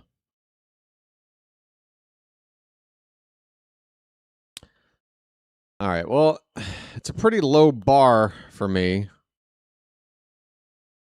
when it comes to Domino's. So they've gone from inedible to more edible. Taylor Ward. Swing and a line drive to left, but it's right at Mastroboni. He's been busy out there last couple of innings. 2 down. And Woo, that pitch count, man, he's going to go 8 innings. It's going to go from Woo right to the closer the way this is going right now. Gunnar Henderson is up with 2 down, nobody on.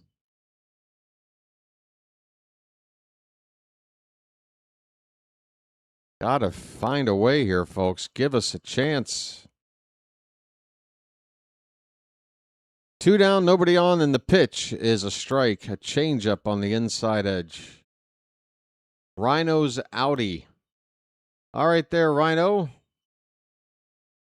Oh my, he's speaking about himself in third person or whatever. Rhino has to run. Take care, Rhino. Always nice to see you, buddy. Love to share some laughs about what? I don't know. Yeah.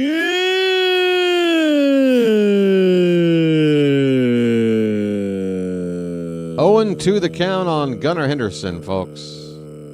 Wait for it. Wait for it. Swing and a miss. Gunnar strikes out. Bryan Woo is pitching lights out. Folks. Good morning. Folks, Mac Wilder. Mac, I'm happy to see your name in the chat. Buddy, I don't know if you got it yet, but I sent you a message on Ko-Fi today, and I want to say it here on the stream. I am quite sorry. I apologize. You sent me a nice donation or show of support, however you want to put it, back on my birthday 4 weeks ago. And we had a Ko-Fi donation yesterday from BAM. I got it, and that led me to go look at the page. And I realized that you had sent me something 4 weeks earlier, and I'd never acknowledged it. I never knew that it came, Mac, in all honesty. I thought I was under the impression anyway that any sort of donation would result in some sort of email notification, because I don't really go to that site on any sort of daily basis or any basis really, unless there's some activity going on there. And, you know, not a whole lot of activity normally going on there. But, yeah, Mac, thanks so much for your birthday generosity from a few weeks ago. All right, folks, we're over 100 likes. Thank you so much. And I want to thank you very much for that. I really do. I really do. Oh, wow. Anthony's going through it right now. Anthony's really going through it.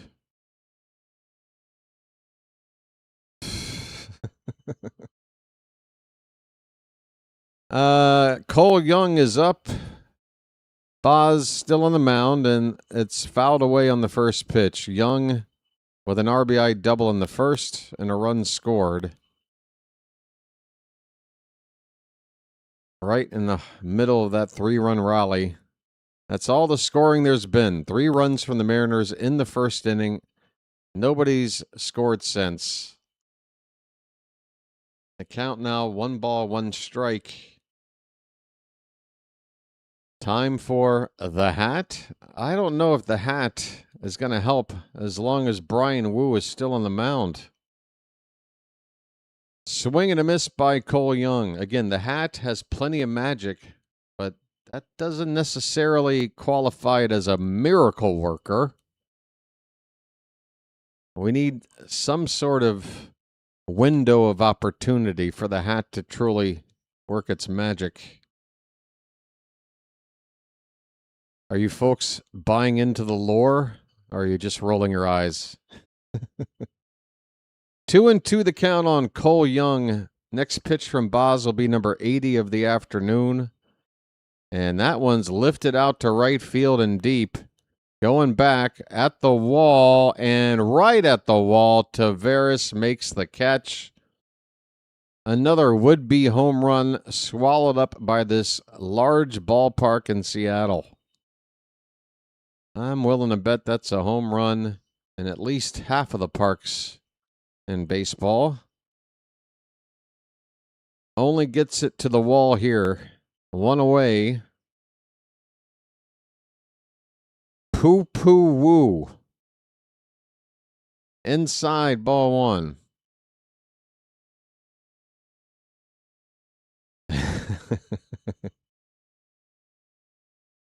Hey, I don't know what you want to do with Woo, but it probably shouldn't involve poo-poo. Unless you're G.G. Allen, then I guess you get a pass. Folks, 2-0 the count on Colt Emerson. Fouled back 2-1. I cannot believe I just made a G.G. Allen reference announcing a baseball game. Folks, you never know what you're going to hear on the BirdWatcher Channel. 2-1 pitch. Right in there for a strike. And of course, I'm relying on the hope that at least 90% of the people here have no idea who G.G. Allen is. And it's a reference I can make without any repercussions. 2-2 pitch. Swing and a miss. Baz strikes out Emerson. Folks.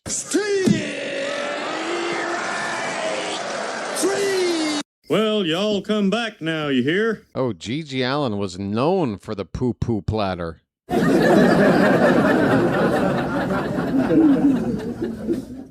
Folks.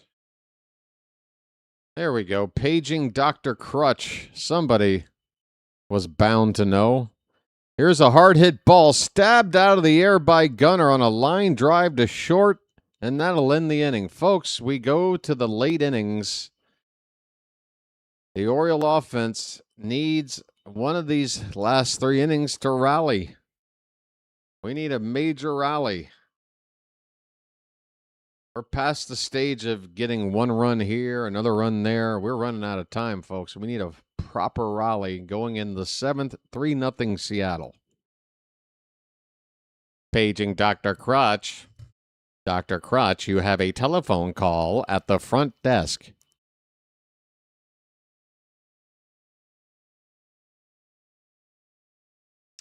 Hey, folks.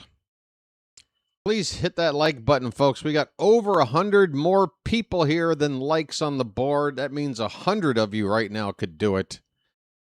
Come on. Again, it is a very, very fair trade. 3 hours of free content from me. 3 seconds of looking down at the bottom of your screen and tapping that thumbs up with your finger or whatever. From you. We'll call it even. What do you say? Thanks, folks. Be right back.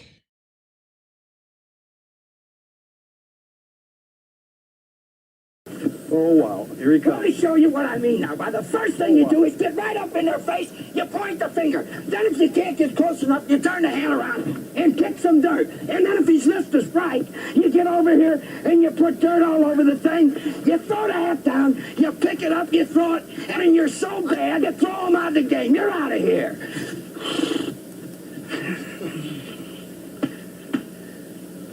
That's the way a major league manager I learned something, buddy boy.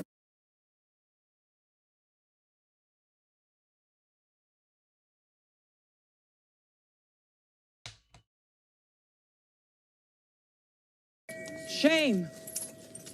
Shame. Shame. Shame. Shame. All right, the first 6 innings have been shame. Let's try to do something in the 7th. Adley Rutschman, first pitch swinging, fouls it off to the right. 0-1 on Adley. He's 0 for 2, as are a lot of Oriole hitters. Woo's given up just 2 hits, no walks, has struck out 7 over 6 innings, averaging just about 10 pitches per inning.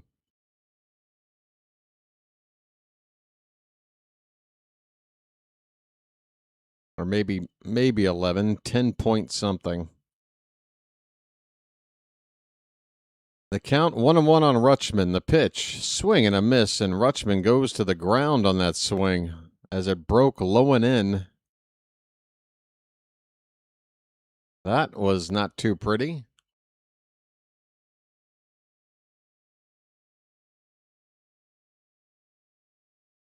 Oh, Earl's definitely watching.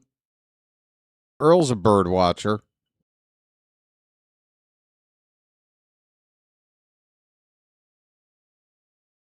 One-two pitch, foul back.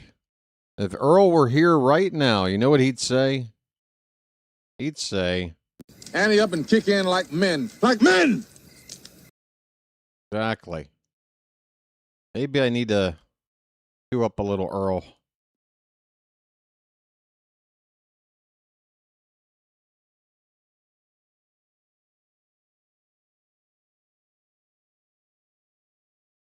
One and 2 to Adley, leading off the top of the 7th. Woo goes into the windup, and the pitch up and in, 2-2.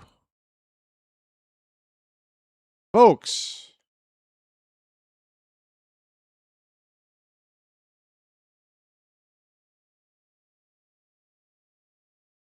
here you go. The pitch. Whoa, look out. Fouled away. Still 2-2. Behind the rubber. He's not to go behind. He did not go behind the rubber. For me, he did. Listen to him. He did not. Oh, listen to him, Eddie. That's bull. Behind the rubber. Oh, bullshit. Bullshit yourself. You're here, and this crew is here just to fuck us. Yeah. 2-2 the count to Adley. The pitch. Called strike 3. Rutschman's going to challenge, and he's going to lose. That one got the outside edge. That'll be the first challenge lost by Baltimore. And there it is on the screen. Adley's retired. 1 away. What's that, Earl? Sorry. I must have missed something there. And this crew is here just to fuck us. Yeah. Boom. That's good. That's great. And you shut it. You shit. It's been great to get me out. Oh, you won yourself, Earl. You won yourself. You hit me? Yeah, because you put your finger on me. I'm glad you hit me. That's right. You're here for one goddamn specific reason. What's that, Earl? To fuck us. Ah, you're full of shit.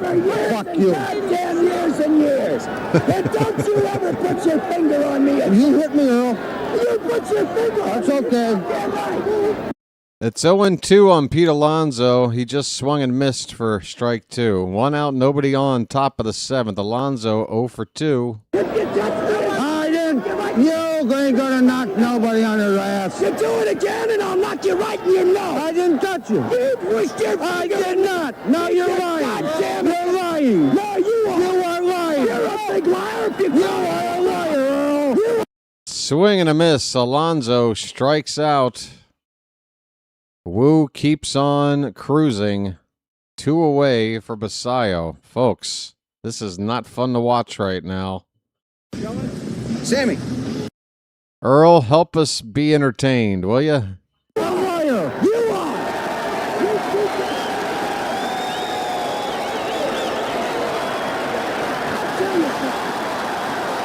You're here for one reason, to fuck us good. Wrong. That's the only reason You are you're wrong, here. Earl.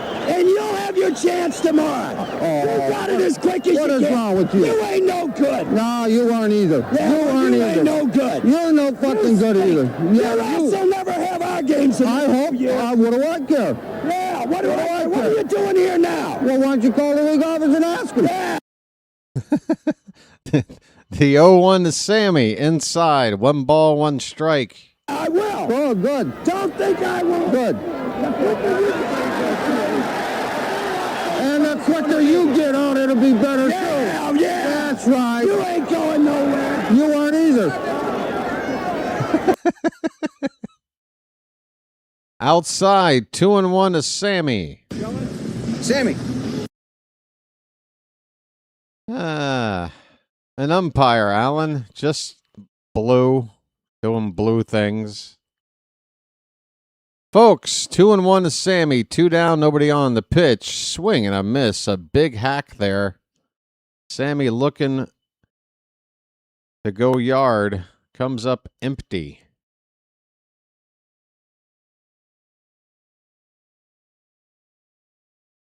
All right, I'm going to morph back into myself. How you doing?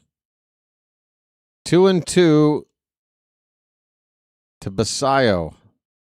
Woo. 79th pitch coming up again. He's set to go 8 innings unless something out of the ordinary happens with 2 out already here. Full count. That pitch inside. Full count on Basayo. Folks, 50-80 something. We're close to 5,100 on the subscriber count. 3-2 pitch, grounded to the right side. And the first baseman will take it to the bag unassisted to end the inning. It is 7 shutout innings from Bryan Woo. And I'm sorry to tell you this, folks. I said it probably 4 or 5 innings ago. But the way this is going, Woo's going to go 8 and give it right over to the closer with no arm in between for us to maybe get a rally off of. Not looking too good right now, folks. We need help. We need lots and lots of help. Well, one thing that can help, folks, especially when you need a little bit of a jolt, some carbohydrates can come in handy. That's why at this stage of the ball game, 7th inning stretch, I like to walk on over into the kitchen and throw some cakes on the griddle.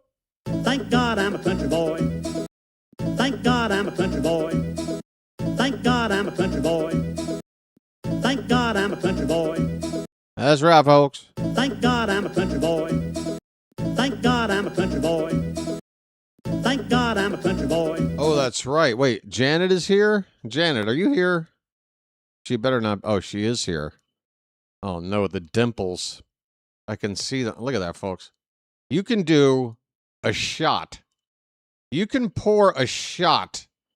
I mean, I'm making the dimple face right now. I can make it go away like this. But right there, look at that. You can do a shot out of this dimple. And believe me, some have. Okay? I don't know what to do about it. I don't know why that, I guess it's just sort of matches my personality. Like, it's just a muscle that says, you know what? I don't need really to do anything. I can just not help out. I'll just be a useless muscle in your face. Folks, we're back underway. Bottom of the 7th. Victor Robles, swing and a miss. Shane Baz still on the mound. 86 pitches. That was number 87. There's a line drive right to Gunnar. He makes the catch. Miles Mastrobuoni. Let's go back over here. Oh, but I'm gone. Where the hell am I? Dimple with barbecue sauce. You have refrained, Ms. Janet. Refrained. Janet refrained. Crawled through a river of shit to freedom.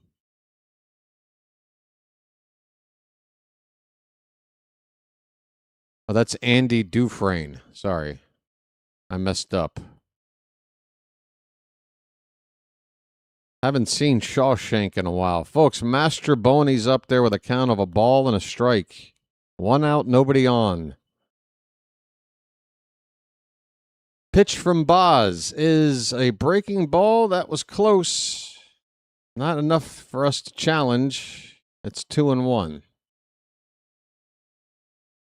Hey there, Dr. Green Thumb. Now, is that another Loverboy song, Derek? I'm not about to learn that one. Come on now. He's the one they call Dr. Green Thumb. He's the one that make you feel all right. He's the one they call Dr. Green Thumb. Was that what? That was them, right? No? It's 2-2 on Mastrobuoni, folks. I'm sure somebody's up in the Oriole bullpen, but I haven't seen who it might be. That is a strikeout, a swing and a miss. Shane Baz.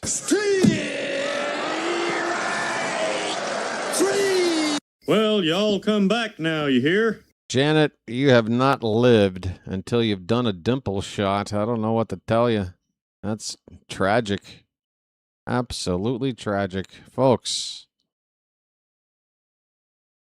Sad songs, they say. Sad songs, they say. So much.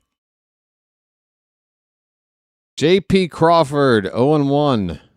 2 down, bases empty. Baz's pitch outside by about a foot.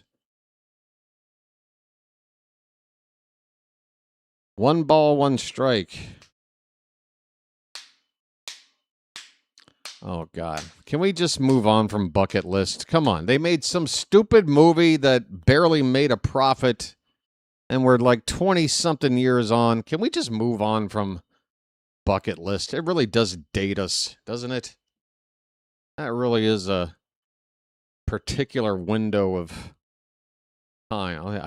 I don't want to be affiliated with any Bucket List. I'm over it. Hey, JJ. How are you, my friend? JJ, we got to catch up again soon, man. I'm starting to feel bad that I'm just hanging out on your channel for a couple of minutes. You're over here a couple of minutes. We need to properly catch up, my friend. Crawford with a 2-2 count. He fouls it back. Baz is 2 pitches away from 100, trying to get through 7 innings complete. He has not given up anything since the first inning, in the run department anyway. Popped up, and that should be 7 innings. It's hit out to left. It's caught out there by Ward. And Shane Baz, 99 pitches. Bradish went 100 yesterday. Got 2 outs into the 8th inning. Baz today gives us 7 on 99 pitches. Folks, the starting pitching lately going deeper into the games and shortening up the workload for the bullpen, which is extremely important if this team is going to start getting on a winning regular kind of a track. Just want to point that out. Again, today, I'm not really liking our odds. I'm fully expecting Bryan Woo to come out here to pitch the 8th, and I haven't seen anything to indicate that he's anywhere close to unraveling. So probably Woo in the 8th, Munoz in the 9th. The Orioles are going to have to figure something out, or else we lose the series. And it's not going to get any easier with the Dodgers coming up next. Princess Bride never gets old. No, it's a timeless one there, George. It's timeless. Absolutely timeless. I mean, it even made its way on the soundboard. It's my fault being the biggest and the strongest. I don't even exercise. One Princess Bride button on the soundboard, and it's completely indecipherable to anyone who's never seen the movie or familiar with the line. Not my fault, I'm the biggest and the strongest. Pardon that? Pardon? Do you mind giving me that line of dialogue when you're not underwater? It's not my fault, I'm the biggest and the strongest. Folks, it's Leody Taveras. First pitch swinging. Line drive, base hit into center field. There you go. There's the opening. Here's the window of opportunity. It is right now, and it's likely now or never. There is double barrel activity in the Mariner pen. The righty Bizzardo, the lefty Spear. We're one base runner away from getting the tying run up. Taveras over at first, and the batter is Colton Cowser. Folks, get some cows up in the chat. First pitch, way inside, and goes to the backstop. Taveras looked like he was off on the pitch anyway. And if that's the case, it'll be a stolen base instead of a wild pitch. It can't be both.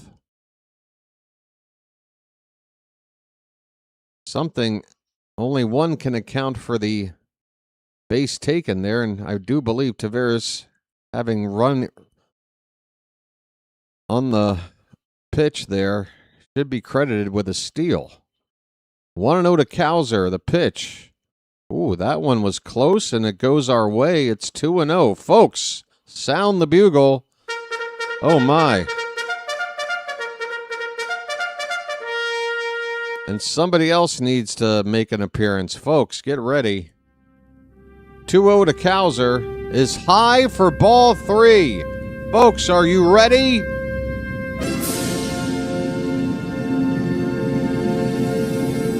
Let's go. Let's frickin' go. The Hat says, I smell a chance. Let me assist. Colton Cowser with a 3-0 count. Woo might be at the end of his rope. The pitch. Oh, he gets the zone there. Cowser has a count of 3-1. Folks, say charge.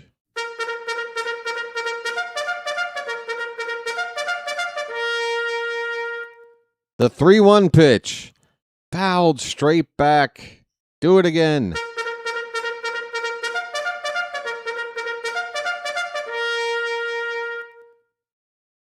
Woo's pitch count at 86.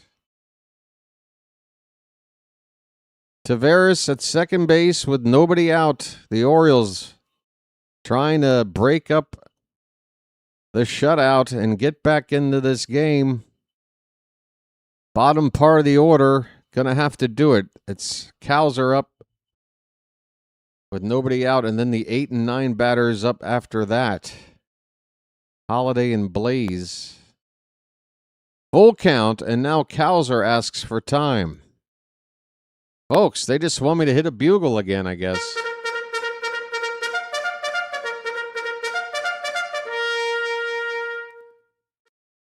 That's 3 bugles for 1 pitch. Come on. Payoff pitch to Cowser. Here it is.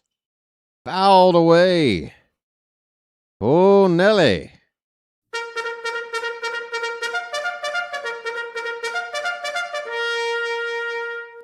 Come on, buddy. Come on, nah.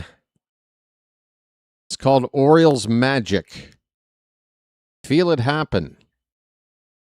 The 3-2 pitch. Swung on and popped up. Where is it? First base side, foul ground near the stands and just into the crowd. Naylor, luckily for us, did not have a chance to get to that ball. Still 3-2. 8th pitch of the sequence coming up.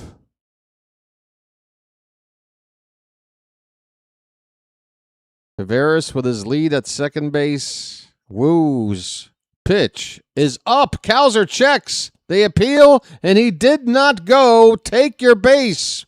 I'm walking here. I'm walking here. Yes, sir. Cowser almost gave in on a rising fastball, and he held up only just a huge check swing. And that puts 2 on with nobody out and will spell the end of the day for Bryan Woo. Folks, this is our window. They're going to the pen, and with nobody out in the 8th, it's too early for that closer. We're going to get Bizzardo coming in, folks. Let's go.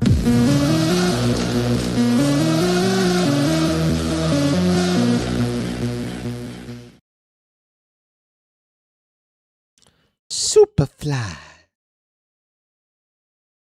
Superfly. I'm your mama, I'm your daddy, I'm that in the alley.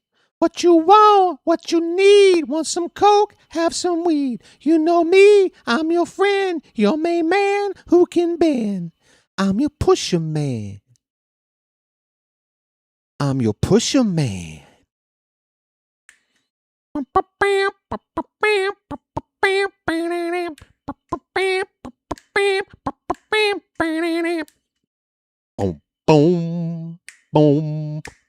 boom, boom, boom, boom, boom, boom, boom, boom, boom, boom, boom, boom, boom. Folks, how you doing? I'm fine. I'm fine. I'm just feeling a comeback is all. Don't mind me. This is how I cope. 2 men on, nobody out. Who got next? Blaze is coming up. Holiday after that.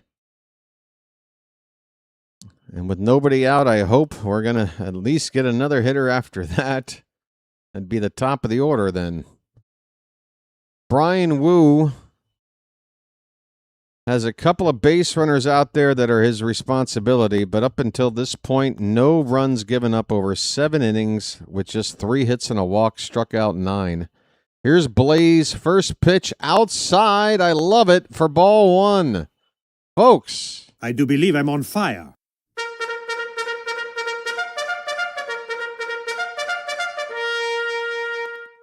Immediately, he can one pitch in. You're like, all right, we got a better chance with this guy. Here's a swing and a miss. Maybe a foul ball. It's 1-1 on Blaze. Come on, buddy. Folks, we're up to 120 likes. Let's get to 150. We got nearly 200 people here. Please hit that thumbs up. 1-1 pitch. Hit on the ground. Oh, that could be trouble. They're going to go to third base to get one out. They will take the lead runner out instead of trying to turn what probably would have been a tough double play. So that'll be a fielder's choice for Blaze. It's still first and second now with a one out for Baltimore. And here comes Holiday, folks. Holiday, home run yesterday, a double today. Boy, could we use another extra base hit right now. 2 on, 1 out. Facing the righty Bizzardo. Here's the first pitch. He shows bunt. Holiday brings the bat back. It's a ball inside.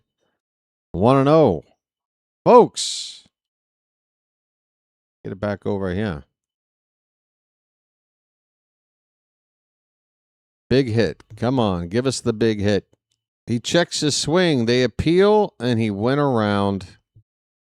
Oh, my. Instead of 2-0, it's 1-1 on Jackson Holiday.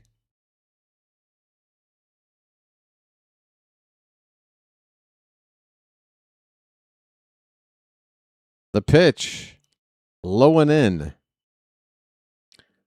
A lot of movement on that pitch. Too much. As Holiday did not even offer at it. 2 balls, 1 strike. Folks, it's 4:20 somewhere. It was 4:20 here not 45 minutes ago. Popped up by Holiday. Shallow center. Robles is battling the sun, and coming in is the left fielder. And somehow, whoa, you still have the baseball. Wait, are any Orioles moving up? No? My goodness, folks. Robles did not know where the ball was. The left fielder, Mastroboni, coming in to try to bail him out, but Robles winds up catching it anyway. One of the strangest plays in the outfield I've seen in some time. The guy that lost it was the guy that caught it. And then another guy nearly wiped everything out. Unbelievable. 2 down. Taylor Ward. First pitch low and away for a ball. Folks, Taylor? We need a big 2-out hit.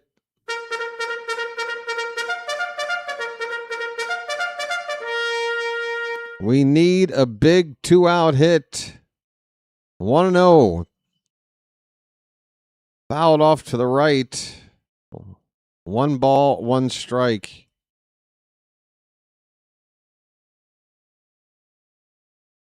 Got to get something in this inning at least. Come on. 2 men on, 2 down. The 1-1. Fouled off to the left. 2 strikes on Ward.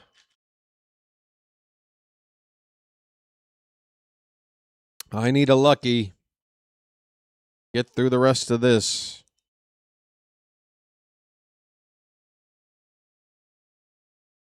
One ball, 2 strikes. The pitch. Oh, that tailed back over the outside corner for a called strike 3. A nasty pitch from Bizzardo. Absolutely perfectly executed there. You can see why Ward gave up on it. It tailed back over last second to hit that edge. Oh, it's a heartbreaker, folks. The Orioles had 2 on, nobody out, and they don't even move up a runner. And now we have 1 more inning at the plate. to try to come back. Bottom of the 8th coming up, folks. We are still being shut out. Oh, it's always fun here, Rob Freeman. That's the point. It's always fun here. We're going to make it fun. What, are we going to just let something out of our control dictate our mood? 100% of the time? I mean, sure, disappointed. I'm feeling right now.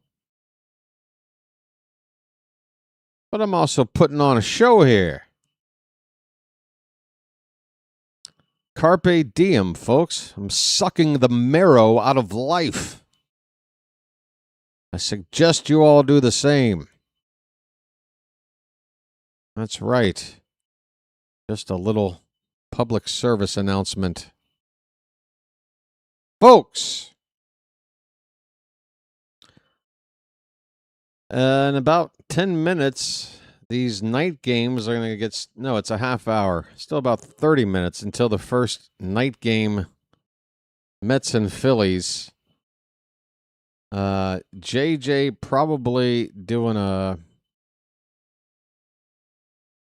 I don't know. He usually runs some sort of a countdown clock. His stream starts pretty early, so I'll probably redirect you over to his channel. This ball's down the... Oh, that's... Sorry. This is a replay. I'm watching a replay. Thought it was a first pitch base hit. Oh, here we go. Josh Naylor is up, and the first pitch from Rico Garcia. Folks, Rico is on the mound.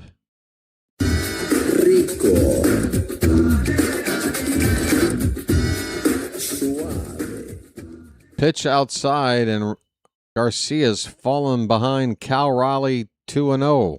Raleigh's 0 for 3.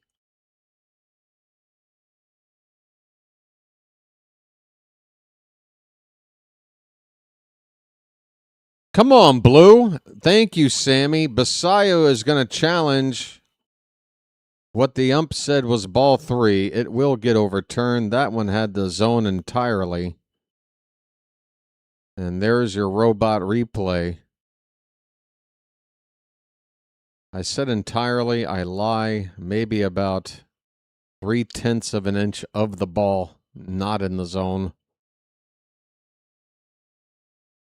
2-1 pitch. Swing and a miss. 2-2. Change up from Garcia right down the middle. Raleigh out in front of it.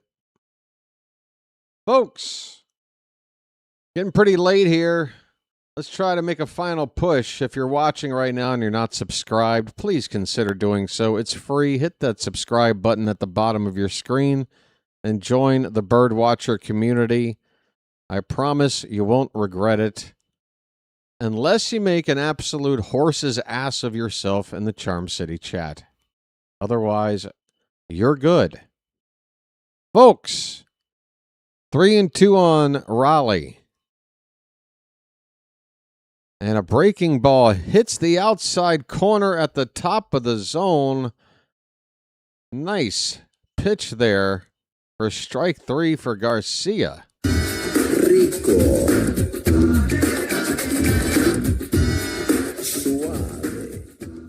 Just kind of dropped that one in, up and away in that corner.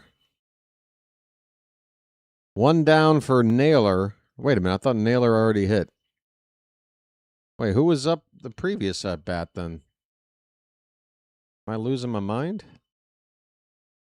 Oh, so Raleigh, I don't know what I did wrong. Raleigh's out, Naylor's up. The count is 1-0 on Naylor. He is 1 for 3. Hit in the air to center field. Going back a few steps is Cowser. He makes the catch.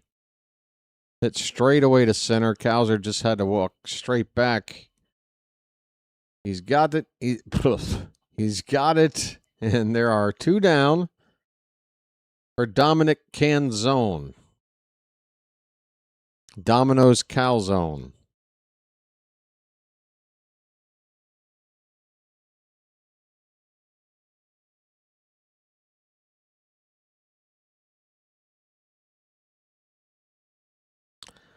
Pitch is low and away 1-0.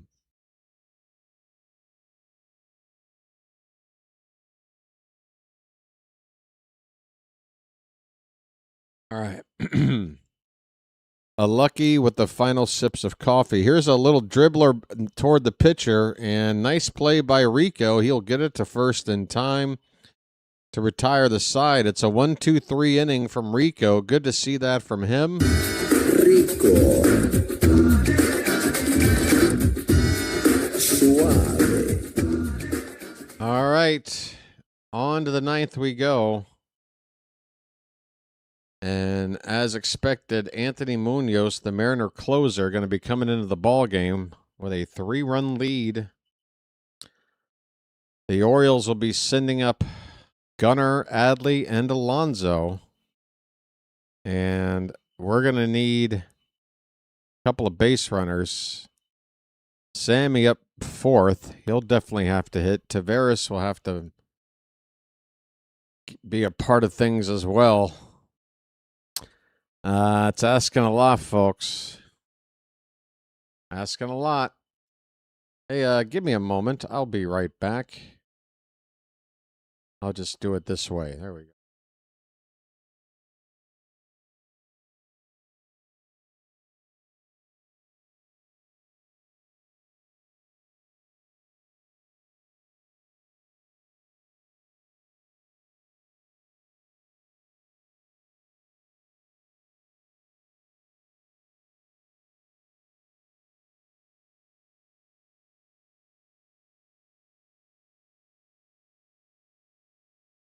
All right.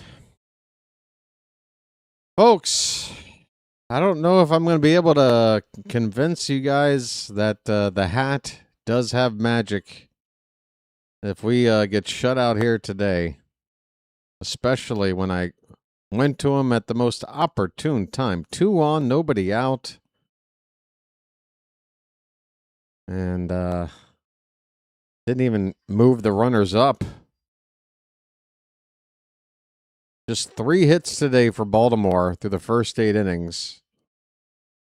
Looking a whole lot like game 1 here today.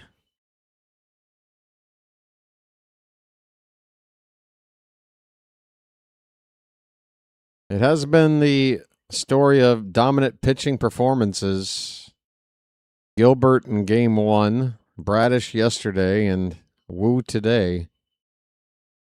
Munoz, 29th appearance. Well, that ERA does give me a little more hope. 5.68 on the earned run average, and just 11 for 16. 5 blown saves out of 16 is not good. That's some Craig Kimbrell territory. Gunnar swings and misses. It's a ball and a strike to Gunnar, leading off the 9th inning. His name's Gunnar, and he's dating my mom. Gunner's 0 for 3. Average right now at 223. Lays off a changeup low, 2-1. Need to be patient here. See if Munoz gives you a chance to just take a free base. We need some base runners here. There's ball 3. That is upstairs there at 99. Yeah, take another pitch. I mean, I know you want to maybe do something on a 3-1 pitch, but right now Munoz looks like he might not be able to throw a strike. Gunnar does take, but Munoz does hit the zone on the inside part of the plate. 3-2. All right, what are we going to do here? Full count to Gunnar. Got to get that leadoff man on. Let's go. Pitch. Ball 4. Ball 4 outside, folks. I'm walking here. I'm walking here. Okay. The probability of a comeback is severely different between a first batter out versus a first batter walk. Oh, a good walk. That's how you get to blow a save. Adley Rutschman takes low for ball 1, folks. Let the clutch out gently, okay?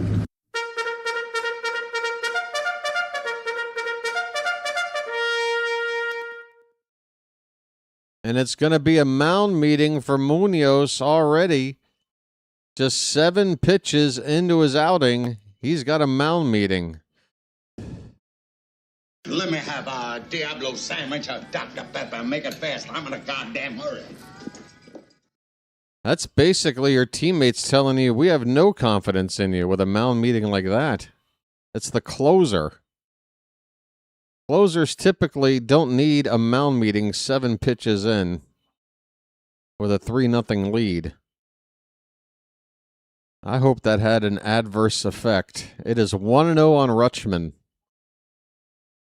The pitch in there for a strike, belt high at 101 miles an hour. I got a feeling the infield told him, hey, throw it hard and let it fly, because that one was up there in a hurry. 1-1 pitch inside, triple digits on the velo there, but it's 2-1 to Rutschman. Come on, Adley. We need another base runner. Here's a little chopper over the mound and a tag attempt. I don't know if it was made. And now a ball gets away at first. Rutschman is safe, but Rutschman is also down on a knee. Apparently banged up in some capacity. Hopefully okay. It looks like he maybe just got the wind knocked out of him with some contact made. He looks like he's shaking it off, whatever it is, but I'm not sure if they got the tag on the lead runner yet or not. I don't know. Oh, did that hit Adley? The throw might have hit Adley. Gunnar, why didn't you run the same way Ernie Clement runs? Gunnar, you on the opposite side of that play in Toronto. Why did you take that route to second? Why didn't you exploit that bullshit that was played on us and run circles around the second baseman to avoid that tag? I don't know. Rutschman is walking off. That's not good. Rutschman is coming out of the ball game. I do apologize for giving an indication that it looked like he'd be okay. Apparently not enough to stay in the game. But if that ball hit him in the head, you can understand why he's leaving. I'm not sure where it hit him. I only saw one replay and I missed where that ball went. Looked like it hit him though. Pete Alonso's up and the first pitch inside for ball 1. So runner at first with 1 out. All that turned into a fielder's choice for Rutschman. Pitch. That one is hit toward third lightly. Crawford throwing on the run gets Alonso for out number 2. Pete not too quick. Some guys on the team might have beaten that out, but not Pete. There are 2 down, folks. The Orioles down to their final out. They still need another base runner to get the tying run up. Basayo needs to extend the ball game. He should be thinking right now, I need to get any kind of just line drive contact. Can't be trying to go up there swinging for the fences here. Not going to really help. Need you on base for the next guy. It's 1-0 on Samuel Basayo. The pitch lays off for ball 2. That one's low. Late appeal on the check swing. No swing. 2 balls, no strikes on Basayo, folks. It ain't over till it's over. The pitch. 3-0. Okay. Sammy 1 pitch away from potentially walking and getting that tying run up to give us a chance. You got to take all the way in this spot. 3-0. That is on the bottom of the zone. Sammy is going to use up our final challenge. That pitch was definitely a strike, though. We will wait to get confirmation. It is definitely a strike. Lock back in, Sammy. 3-1 the count. Again, we need you on base. If you don't like it, take it. And he takes for ball 4. Good AB there from Basayo, folks. It gives us a chance. Tying run is coming up.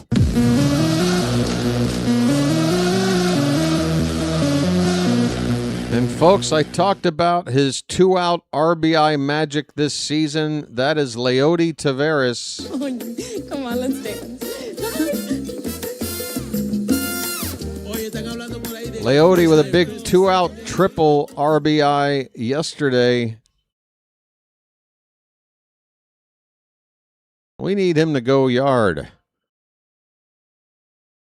2 down, 2 on in the 9th. The pitch. Up and away, ball 1. Folks, bugle time.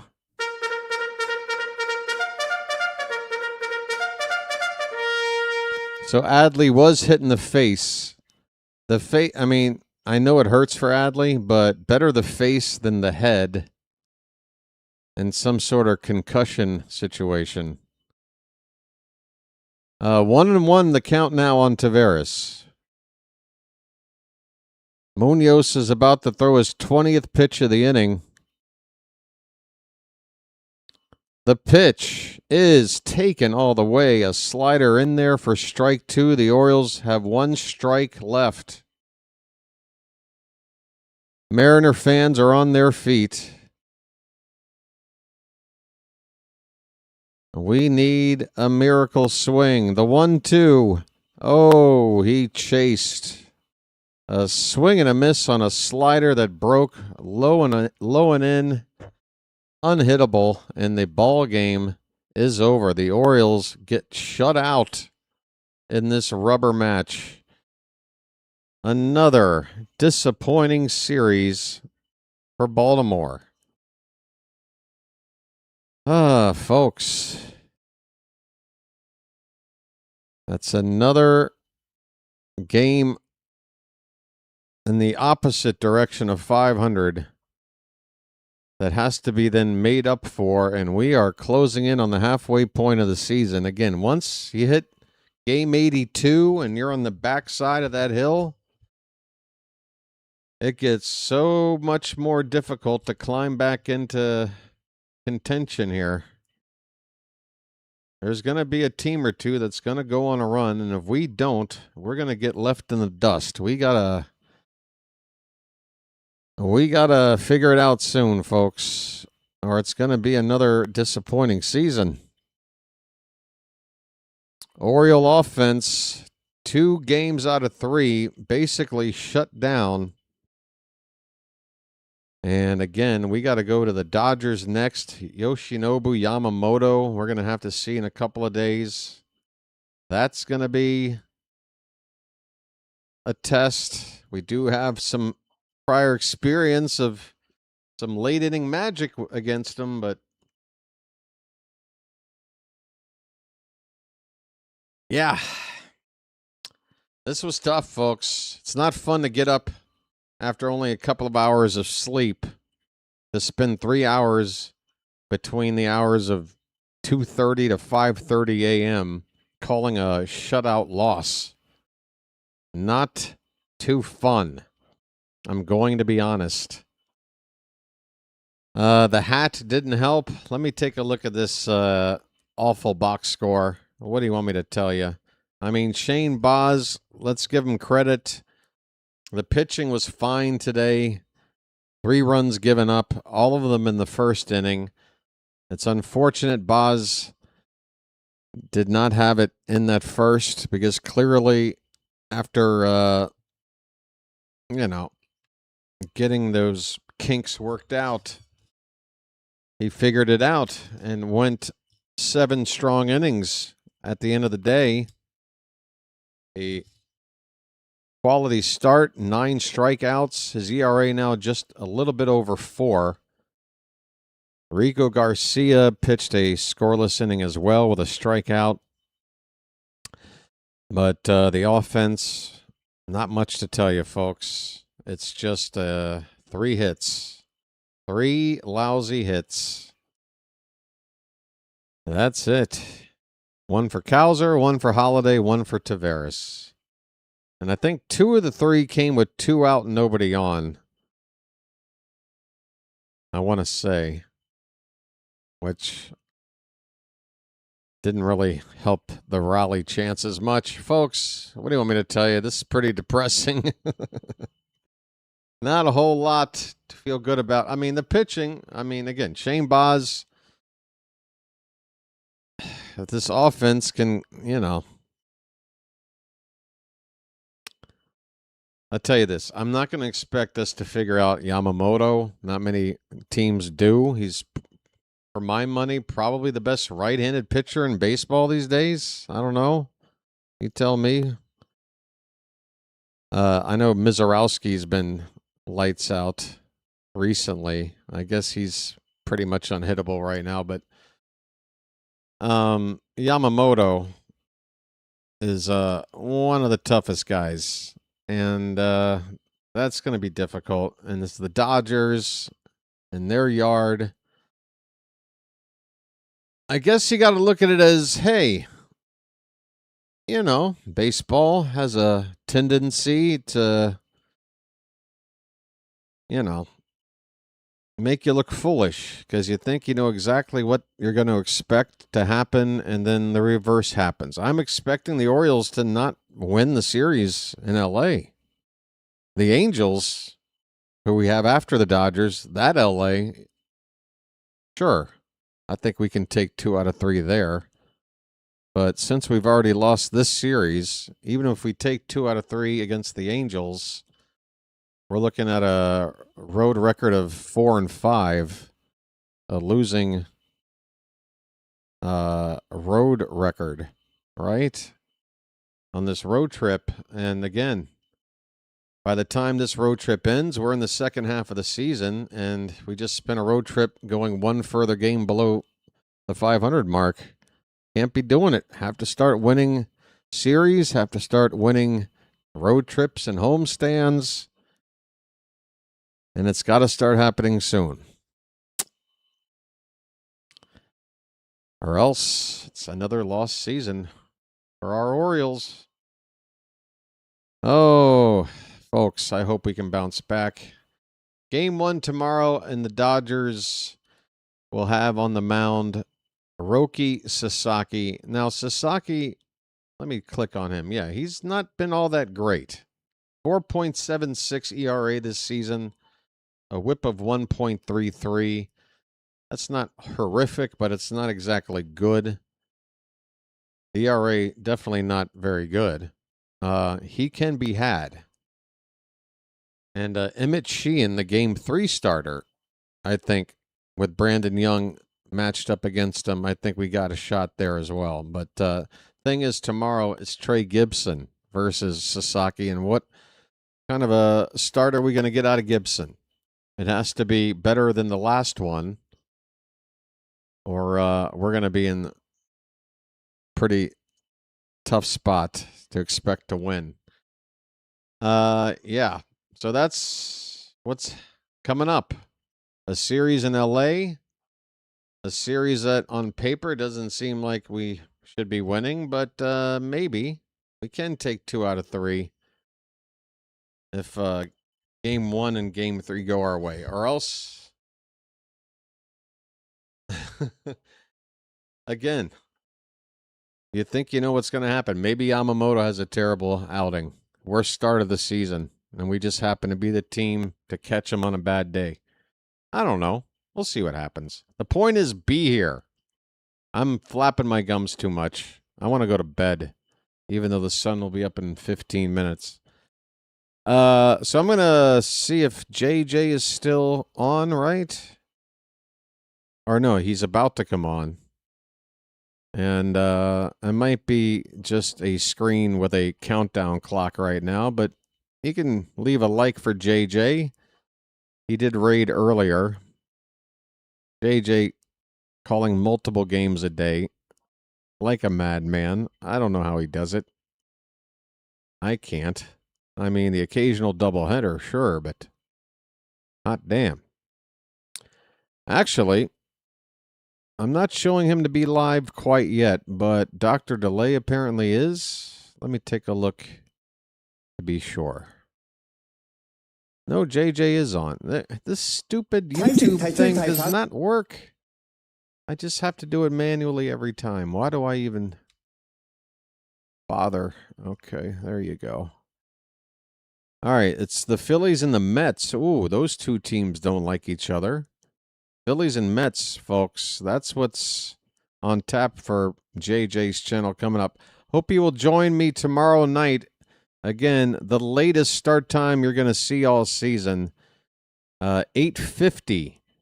The stream will begin, and I'm sorry, 9:50, 8:50 a.m. for me. 9:50 p.m. start time for the stream, 10:10 first pitch. Be here by 10 o'clock, and you won't miss anything. All right? I want to say thanks to the mods here in the Charm City chat for always doing a great job keeping the chat nice and charming. Thanks, everybody, for helping out with subscribers and likes today, and all the other help you give to this channel. It's much appreciated. Until tomorrow, folks, sorry about this one. Mariners 3, Orioles nothing. We'll try to figure it out in L.A. I'll see you tomorrow. And then, yeah, I'll chirp at you later. Take care, everybody.